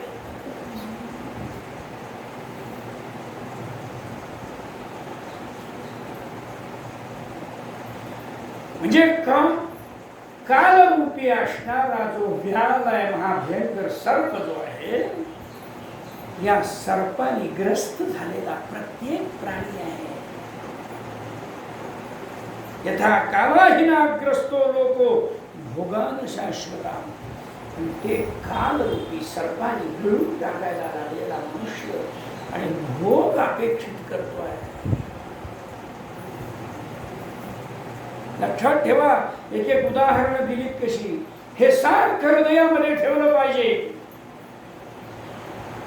मनुष्याने हे सारखं हृदयामध्ये ठेवलं पाहिजे की काळाने ग्रस्त आपण आहोत. अधिक भोगाच्या नादाला लागू नका. अधिक भोगाच्या नादाला लागून अधिक अपेक्षा या जगतामध्ये तुम्ही करत राहाल तर अपेक्षा त्या अपेक्षाच राहतील आणि तो काळ रूपी सर्व कुठल्या क्षणी आपल्याला घेऊन टाकेल हे सांगता येत नाही. आणि मग दुःख ते दुःखच कायमचं राहील. त्यापेक्षा भगवंताचं भजन करत जर मनुष्याने आपला काळ घालवला तर म्हणतात तो काळ रूपी सर्व जो आहे हा तुम्हाला घेऊ शकत नाही, का तर त्याला भगवंताचं नाम हे बाधत. काळावरती सुद्धा औषध असेल तर भगवंताचं नाम आहे काळावरती औषध आहे. म्हणून मी सारखं सांगत असतो, सर्वसामान्य मनुष्याला काळ गिळून टाकत असतो, परंतु जो मनुष्य सर्वसंग परित्यागी आहे, संन्यासी मनुष्य आहे, त्या संन्यासी मनुष्याला कधीही कोणी मृत्यू स्पर्श करू शकतो.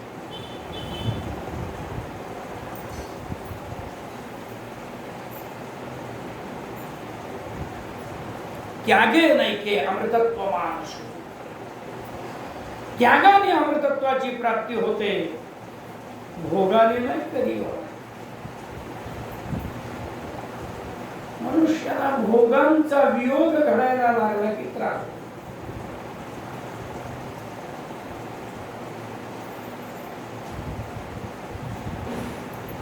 याकरता भोगी न बनता त्यागी बना. हळू हळू हळू आपलं वय उतरतीला लागायला लागलं की मनुष्याने ओळखावं. जरा आलेली आहे. जरा म्हणजे म्हातारपण आलेलं आहे आणि हे म्हातारपण आपल्याला स्पर्श करत आहे. भगवान श्रीकृष्णाला ज्याप्रमाणे जरा पारध्याचा बाण लागला आणि त्याने ओळखलं की आपला अवतार कार्य संपलं.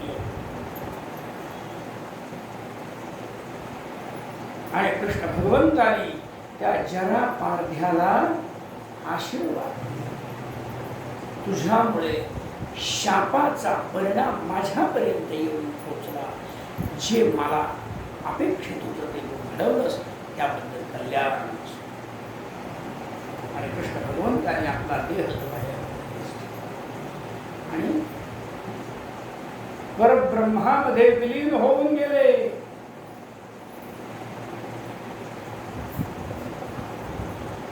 हे जर ज्ञान आयुष्यामध्ये मनुष्याच्या ठिकाणी नसेल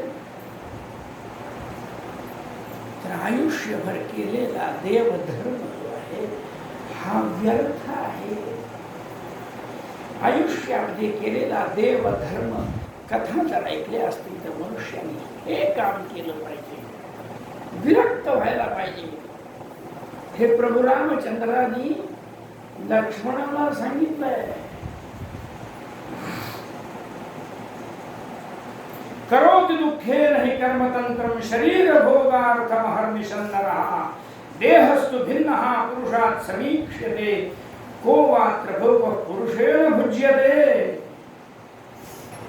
मनुष्य एवढा प्रयत्न करतोय भोग भोगण्याचा, शेवटी देह हा पुरुषापेक्षा, पुरुष म्हणजे आतला आत्मा, आणि हा देहापेक्षा भिन्नच असतो. मग एवढे प्रयत्न करून काय मिळवतो मनुष्य?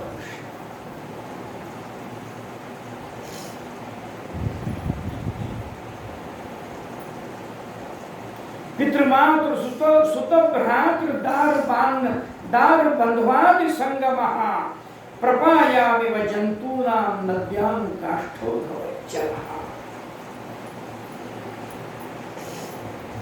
हे सगळे जे आपले संबंध एकमेकाशी आलेले आहेत हे कसे म्हणाले? प्रपायामिव जंतूनां नद्यां काष्ठोद्भवच्चलः. प्रपा म्हणजे एखादा माठ असतो की नाही, माठामध्ये बरेच दिवस पाणी बदललेलं नसले की त्यात बारीक बारीक बारीक कृमी निर्माण होतात. आणि एक दिवशी मनुष्य येतो आणि ते सगळा माठ ओतून देतो, ते कृमी कुठल्या कुठे निघून जातात. नाहीतर त्यांचे संसार तिथे चाललेले असतात. एका क्षणामध्ये त्या संसाराचा विध्वंस होतो आणि त्यांचा वियोग घडतो. त्याचप्रमाणे म्हणतात एखाद्या नदीमध्ये लाकडांचा समुदाय येतो आणि एक प्रवाह असा येतो, त्या प्रवाहात लाकडी वियुक्त होतो.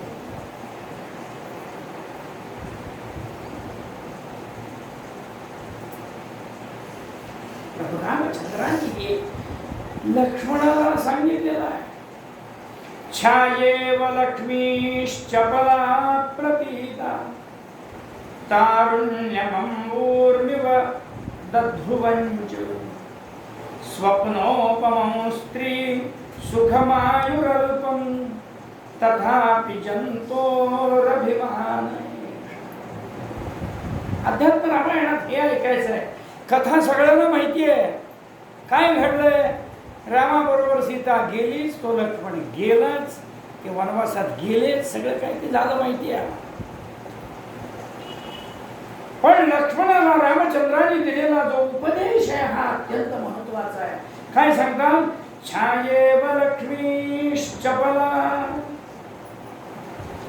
सावलीप्रमाणे लक्ष्मी ही अत्यंत चंचल चपळ आहे.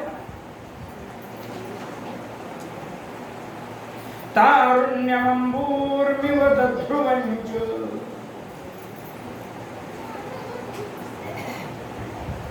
तारुण्य हे पाण्याच्या लाटांप्रमाणे अस्थिर आहे. म्हणजे लक्ष्मी ही अस्थिरच आहे. तारुण्य म्हणाल तर ते सुद्धा अस्थिरच आहे. स्वप्नोपमं स्त्री सुखमायुरल्पं.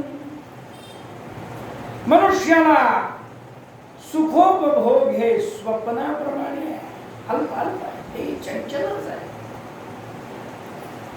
आणि तथापि जंतोरभिमान एषा,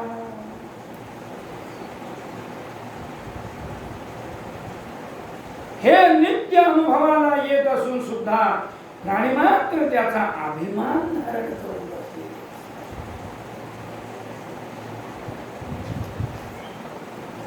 लक्ष्मणा, असा विचित्र विचार करू आता तुझं शौर्य पराक्रम दाखवण्याची वेळ नाहीये.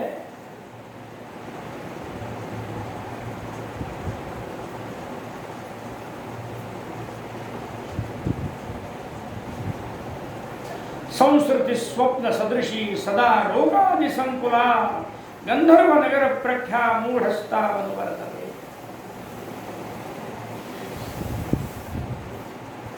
संसार हा कसा स्वप्नाप्रमाणे आहे आणि रोगादिकांनी व्यापलेला आहे.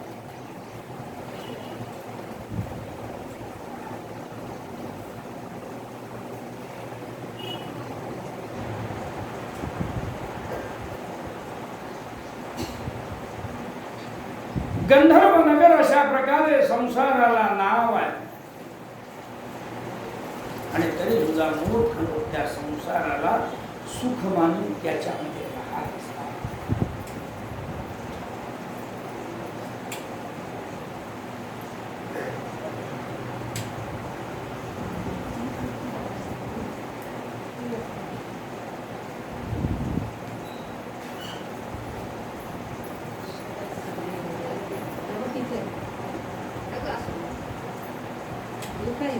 अशा प्रकारे म्हणाले संसाराची स्थिती आहे. लक्ष्मणा, आयुष्यं क्षीयते यस्मादादित्यस्य गतागतैः दृष्ट्वा अन्येषां जरा मृत्यु कथंचिन्नैव बुध्यते.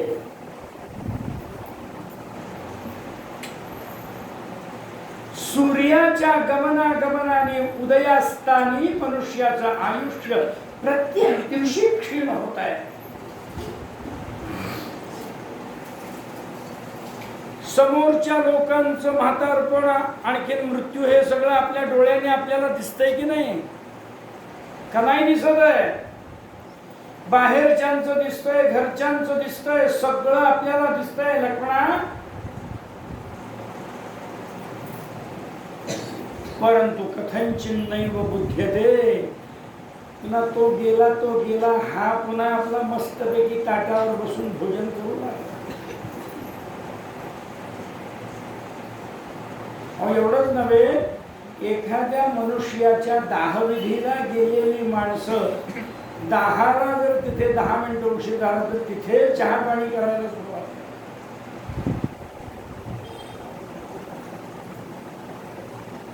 ही जर आपल्यातली अवस्था आहे तर आपल्याला त्या गेलेल्या मनुष्याबद्दल दुःख आहे असं म्हणायचं कसं? आणि असलं तर दुःख किती वेळाचं आहे, किती वेळाचं आहे दुःख?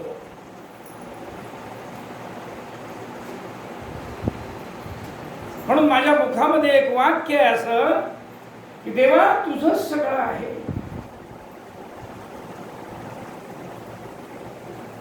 हे तुझ्यामुळे चाललेलं आहे जग. हे माझ्या हृदयाला पटलेलं आहे. परंतु इंद्रियांनी माझा जो पूर्णपणे ताबा घेतलेला आहे ना, त्याच्याकडून माझं काही चालत नाही.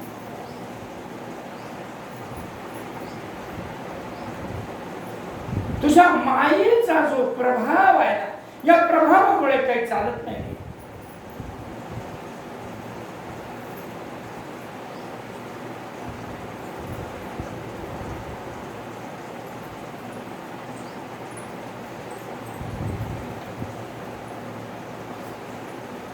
स एव दिवसस्यैव रात्रिनित्येव मूढधीः भोगाननुपदत्येव कालवेगं न पश्यति. कित्येक दिवस गेले, कित्येक रात्री गेल्या. आजचं उद्या करू, उद्याचं परवा करू. आता असं झालं म्हणजे मी तसं करीन. अरे उद्या काय होणार आहे ते पुढच्या क्षणी काय होणार आहे ते माहित नाही तुला. आणि असं केलं म्हणजे तसं करीन, बढाया मारायची सवय लागली माणसाला, अस्ताव्यस्त बडबड करायची सवय लागली. कुणाला माहित होतं का 2 वर्षापूर्वी की कोट्यवधी माणसं मरतील, कोट्यवधी माणसं अनाथ होतील, कोट्यवधी श्रीमंत दरिद्री होतील, कोट्यवधी दरिद्र श्रीमंत होतील. तेवढी उलथापालथ झाली या जगतामध्ये. ध्यानीमध्ये स्वप्ने नाही त्या गोष्टी घडल्या.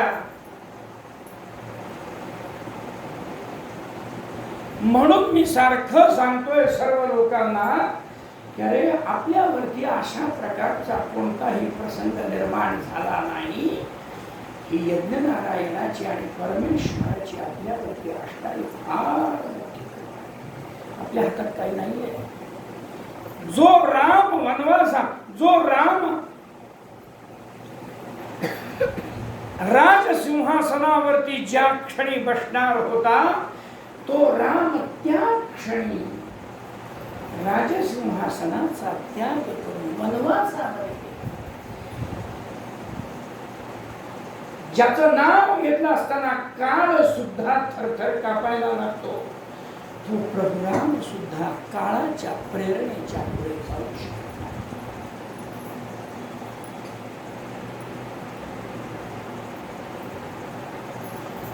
एखादा मातीचा माठ असतो आणि त्या मातीच्या माठामध्ये पाणी भरलेलं असतं. ते पाणी तुम्ही रात्री भरून ठेवलं की दिवसात कमी झालेलं असतं. त्याप्रमाणे म्हणाले प्रतिक्षणं क्षरत्येतदायुराम घटांबुवत् सपत्ना इव रोगौघा शरीरं प्रहरन्त्यो.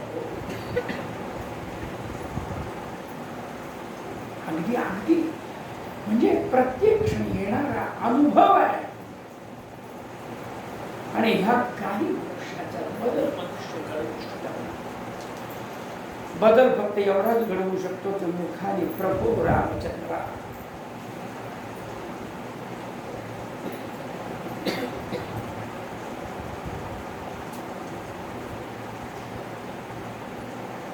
नाम संकीर्तना पलीकडे दुसरं आपल्या हातात काही नाही. नाम संकीर्तन आणि आपलं चित्त जर भगवंताच्या ठिकाणी एकाग्र केलं तरच म्हणतात देह तर पडणारच आहे, कुणाचाच राहिलेला, पण आपला जीव जो आहे हा प्रभू राम शिवामध्ये एक होऊन गेला पाहिजे.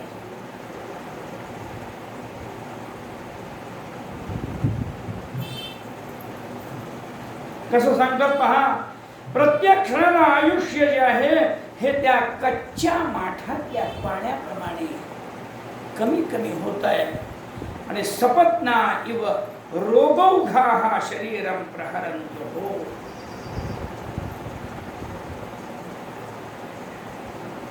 रोगांचे समुदाय मात्र शत्रूप्रमाणे शरीरावरती सारखे प्रहार करत आहे.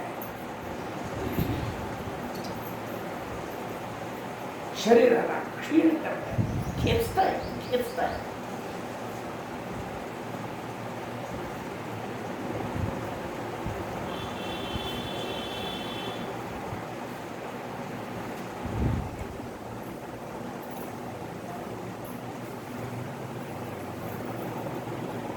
किती हा अध्याय म्हणजे जणू काही पाठच करून ठेवावा.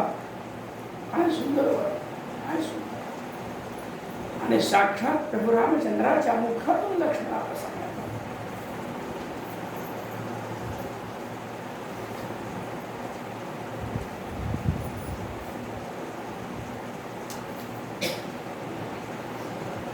अतिशय सुंदर अशा पद्धतीने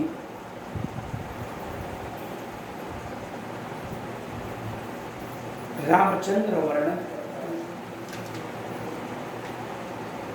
आणि लक्ष्मण ऐकत राहिलेला.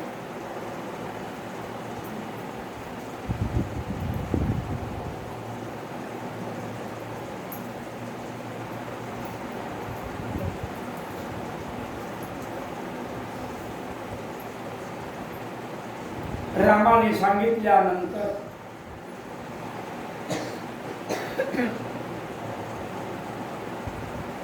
लक्ष्मणाचा राग कसा शांत झाला.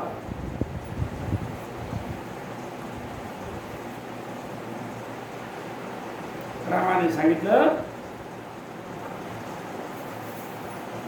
लक्ष्मणा 14 वर्ष कशी अशी निघून जातील, पुन्हा आपण एकत्र.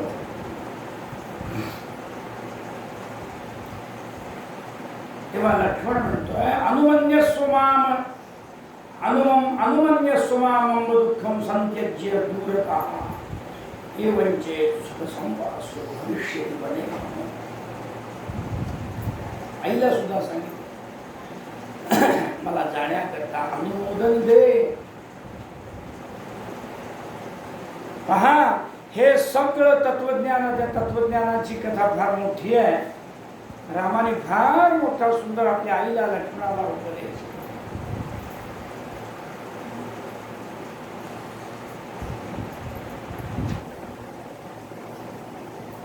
हे बघ, तुझे मनाने आशीर्वाद असतील तर मला काही होणार नाही.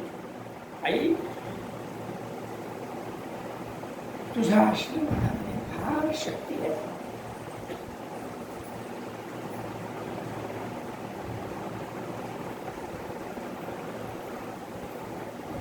मी क्षणाप्रमाणे 14 वर्षाचा वनवास.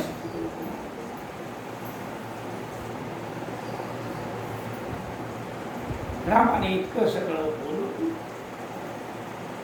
आईला साष्टांग नमस्कार.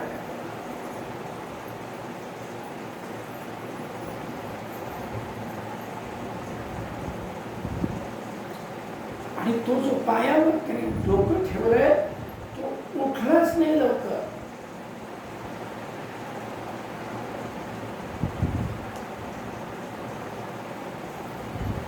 स्वतः कौशल्या पुढे सरकली आणि त्याच्या दंडाला धरलं, उभा केला. उत्थाप्यांके समावेश आशीर्भिरभिनंदयन् अभिनंदयन्. त्याला आपल्या मांडीवर बसवून घेतलं रामा.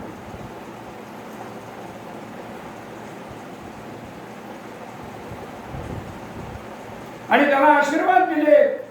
अरे सर्वे देवा सकंधर्वा ब्रह्म विष्णु शिवादयः रक्षन्तु त्वां सदा यान्तं तिष्ठन्तं निद्रया युतं. तुझ्या सर्व अवस्थेमध्ये सगळे देव तुझं रक्षण करतात. आपल्या हृदयापाशी घेतलाय रामाला आईने. हे सगळं लक्ष्मणाच्या समोर चाललेलं आहे.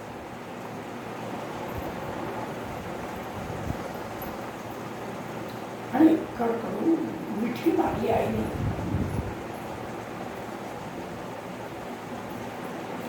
आणि आपल्या नेत्रातल्या अश्रू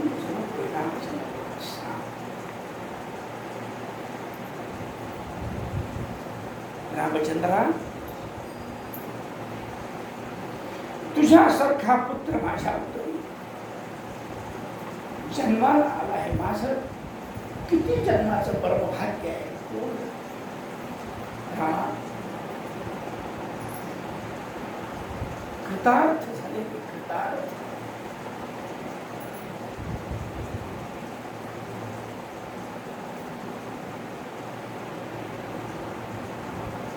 काय हा रामाचा उपदेश आहे. काय हे कौशल्याचं त्या ठिकाणी समाधान आहे. हे सगळं बघितल्यानंतर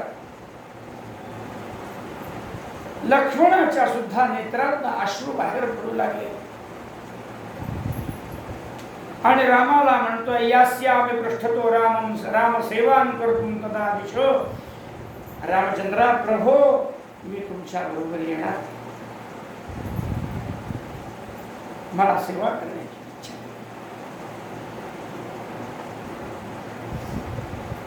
माझ्यावर अनुग्रह कर, मला येण्याची परवानगी दे, अन्यथा मी प्राणांचा त्याग करेन.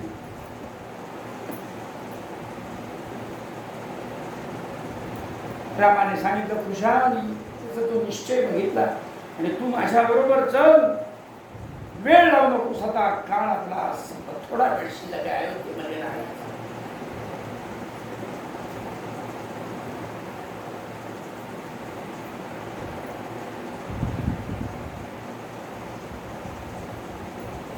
तिथून सीतेपाशी गेले. आपले पतिदेव आले म्हणल्यानंतर सीतेने त्यांचे पादप्रक्षालनाची व्यवस्था केलेली होती. स्वर्ण पात्र ससरिले पादौ प्रक्षाल्य भक्तितः वप्रच्छ प्रतिमालोक्य देवकी सेनया आला. महाराज, आपण आज श्वेत छत्र दिसत नाही काय, असे कसे काय आला? आपल्यावर राज्याभिषेक होणार आहे ना.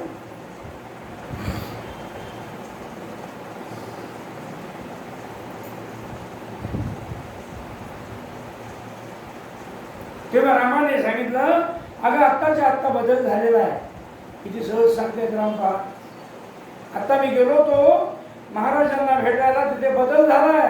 काय बदल झालाय? राज्ञामय दंडकारण्य राज्यं दत्तं शुभे किलम आतस्तत् पालनार्थाय शीघ्रं यास्यामि भामिनी. मला महाराजांनी दंडकारण्याचं राज्य दिलेलं आहे आणि त्याचं पालन करण्याकरता मला आत्ताच्या आत्ता लवकर जायचं. म्हणजे पलीकडच्या गल्लीत जाऊन येतो म्हणण्यापैकीच प्रकार झाला. सहज असेल. तू आपल्या सासू सासऱ्यांची सेवा करण्याकरता इथे राहा.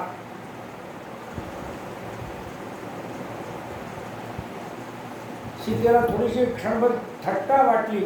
अहो काय थट्टा करता? थट्टा नाही म्हणली, हे खरंच घडलेलं आहे.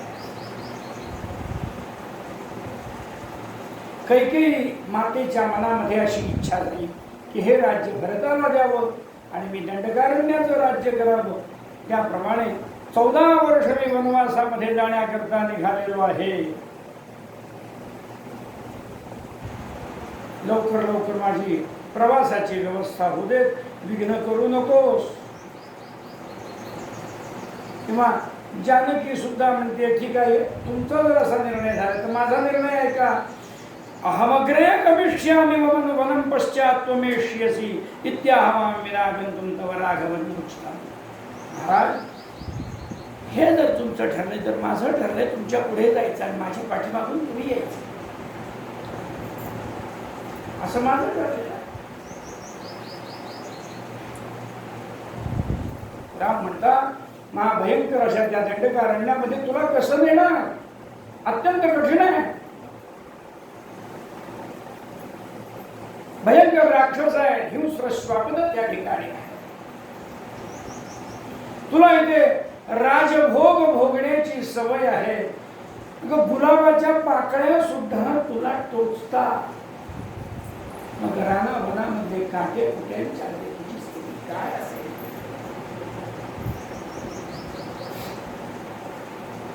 वेळोवेळी जेवायला मिळेल न मिळेल, मार्ग सापडेल न सापडेल, महाभयंकर राक्षसांचा सामना करावा लागेल. मग तू इथे राहा, सासू सासऱ्यांची सेवा करत राहा. माझ्यासाठी शुभकामना कर.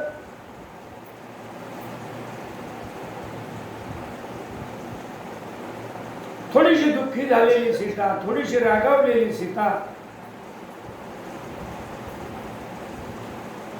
आपल्या पतिदेवाला म्हणते, पतिदेवा कथम मामिच्छसे त्यक्तुम धर्मपत्नीं पतिव्रतां. मी धर्मपत्नी आहे तुमची,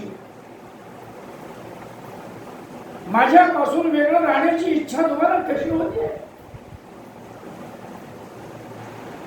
मला आपल्यापासून लांब ठेवण्याची तुम्हाला इच्छाच होती कशी?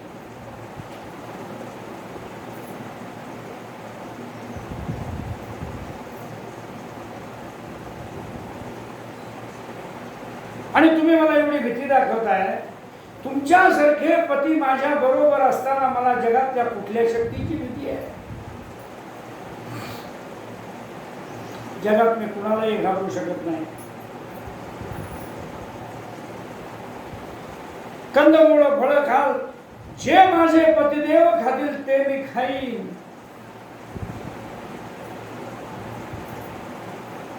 मला जेवण असो अथवा नसो, राणा वनामध्ये फिरावं लागो, काटे कुठे असू देत, रात्रंदिवस असू देत, परंतु जेथे राघव तेथे सीता, यात कधीही फरक पडणार नाही.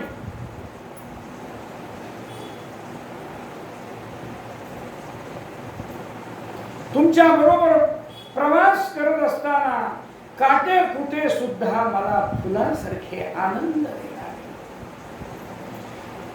त्वया सह चरन्त्या मे पुषा काशाश्च कंटकाः पुष्पास्तरणतुल्या मे भविष्यन्ति न संशयाः. पायघड्या घातल्यासारखं वाटेल मला. पायघड्या घातल्या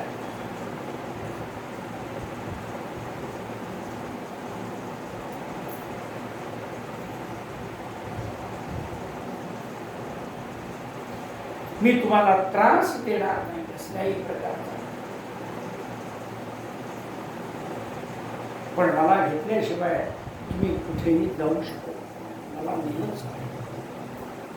लहानपणी म्हणाले एका ज्योतिषाने सुद्धा मला सांगितलेलं आहे की तुझं वास्तव्य तुझ्या पती बरोबर अरण्यामध्ये होणार आहे. त्या ब्राह्मणाचं वचन सुद्धा खरं झालं पाहिजे. ही जबाबदारी तुमच्या आमच्यावर.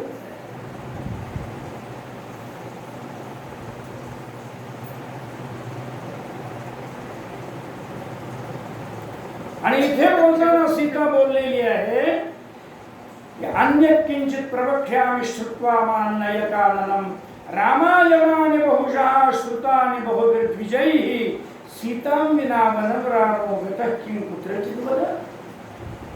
अनेक रामायण झाली पण कुठल्या तरी रामायणामध्ये राम सीतेशिवाय राम वनवासात गेलेला कुठल्या तरी रामायणात ऐकले का? म्हणून या रामायणात माझ्याशिवाय तुम्ही जा.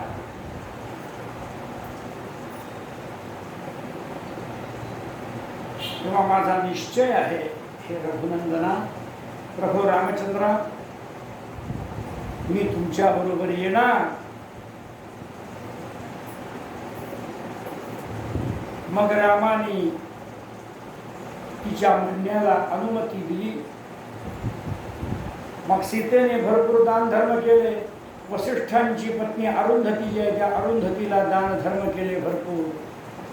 सोन्याचे हार दिलेले आहेत. हिरे माणिक मोत्यांचे हार दिलेले आहेत. ब्राह्मणांना धन दिलेलं आहे. आणि लक्ष्मणाने सुद्धा दान धर्म केलेले आहेत. शेकडो कोट्यवधी गायी दान दिलेले आहेत. वस्त्रदान दिलेले आहेत. गरिबांना दान धर्म दिलेले आहेत. ब्राह्मणांना दान धर्म दिलेले आहेत. आपले मुख्य मुख्य असणारे जी दागिने आहेत ते सगळे सीतेने अरुंधतीला दिले.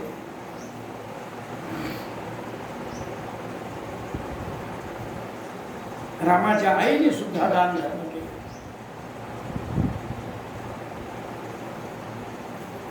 लक्ष्मणाने सुद्धा लक्ष्मण सुमित्रांतु कौसल्या समर्पय.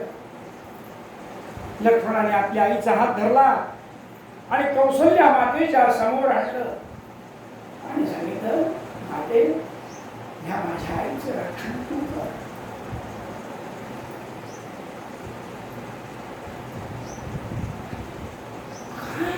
या रामायणामध्ये नाते संबंध आहेत. किती एकमेकांच्या वरती विश्वास आहे.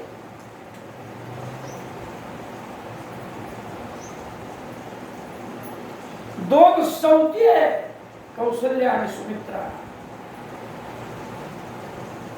पण बहिणी काय एकमेकावर प्रेम करतील यापेक्षा सुद्धा त्यांचं एकमेकावरती प्रेम. आणि लक्ष्मणाचा आपल्या सावत्र आईवर कौसल्येवर एवढा विश्वास आहे की त्याने आपल्या आईचा हात कौसल्येच्या हातात दिला आणि सांगितलं की या माझ्या आईला तू सांभाळ.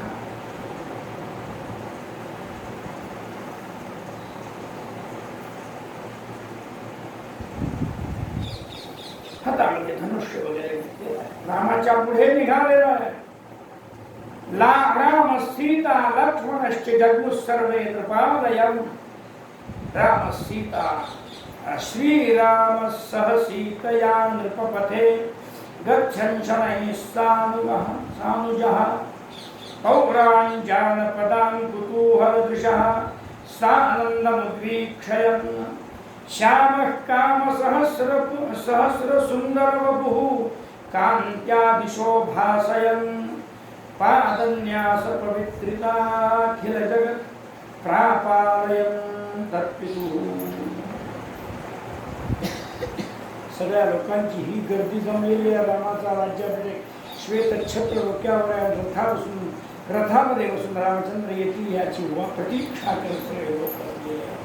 परंतु राम पदाती म्हणजे पायामध्ये पादत्राण सुद्धा न घालता राम सीता लक्ष्मण 6 दिवस रांगावर परिधान करून आपल्या वडिलांच्या महालामध्ये राजसभा मंडपाकडे निघालेले आहे.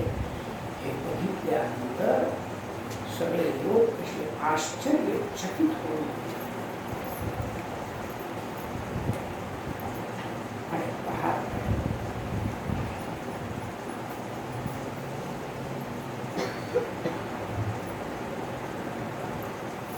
हा अध्याय म्हणजे प्रभू रामचंद्राने कौसल्या माता लक्ष्मण या सगळ्यांना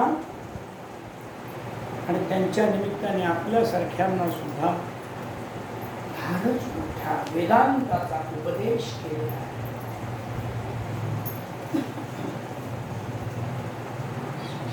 अयोध्या कांडातला 4था अध्याय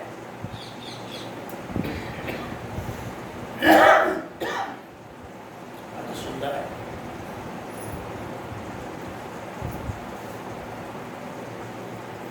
तिथून पुढे कशा कशा पद्धतीने प्रभू रामचंद्रांचा प्रवास आणि त्या निमित्ताने कशा कशा पद्धतीने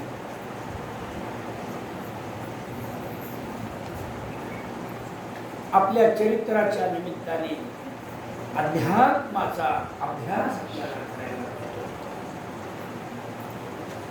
ते आपण उद्याच्या प्रवचनामध्ये आज या ठिकाणी वक्रतुंड महाकाय